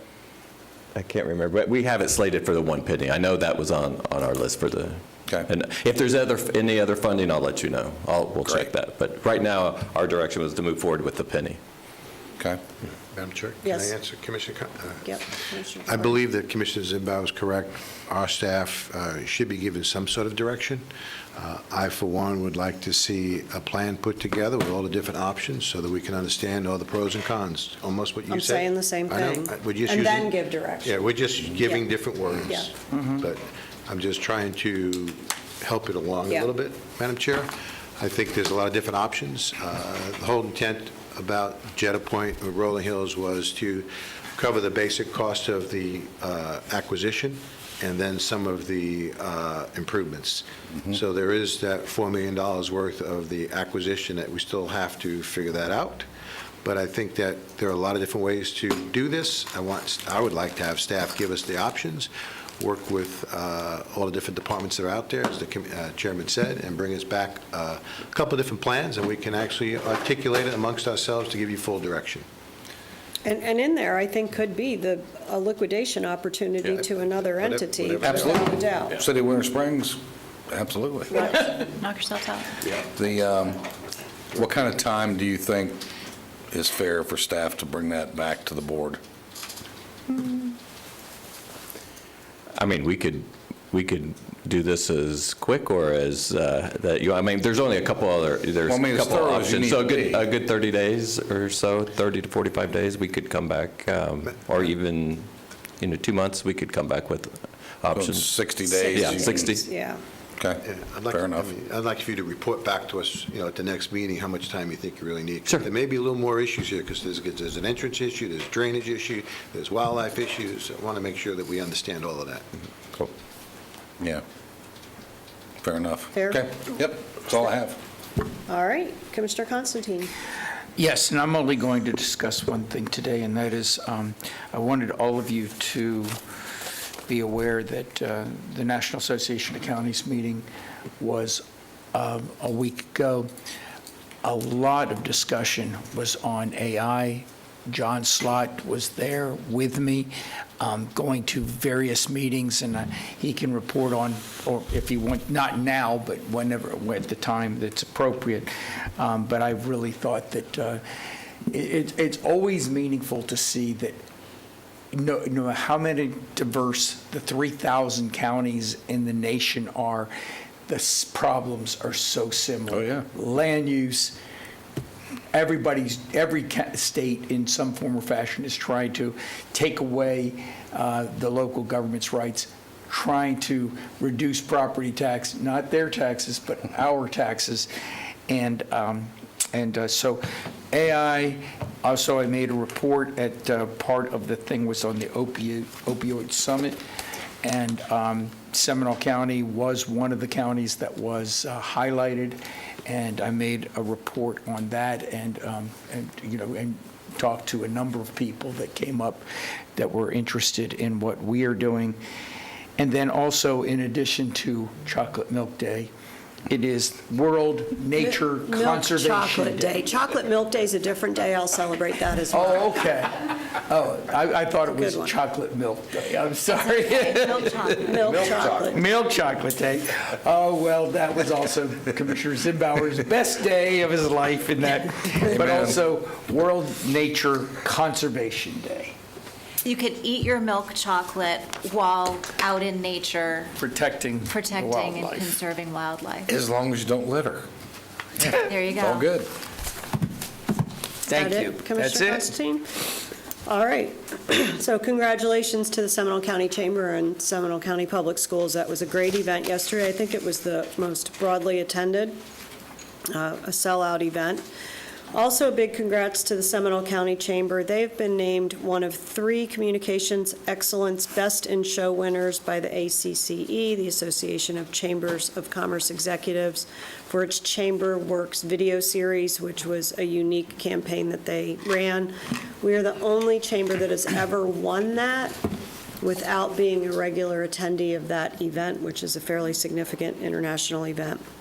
And it recognizes a lot of our own community partners like Pet Rescue by Judy, Hollerbox, the Zoo, In Bloom Florist, Mechanical One, and the UCF Business Incubator. So pretty cool operation. And then I'll switch to the chairman's report and just let you know that our one and only Mr. Paul Partika has accepted the role as alternative to the canvassing board. So we have that base covered. Great. And that concludes my report. I think that concludes the meeting. If there is no other, public comment. I'm just going to be consistent. I'm going to give you a big stick. It won't matter. It won't matter. Public comment. That raising the Bring yellow them down. flag It worked does pretty bring them- well. Yeah. One speaker, it's Manuel Ruiz, if he's still here. I think he walked out. And I believe I Going know what once. that issue is, so I'll follow up on that. Okay. Going once, No more going speakers. twice. Going once, Going out to going chat. twice. Manuel Ruiz, are you out in the hallway? All Nope. right, meeting adjourned. Thank you, guys. Great job.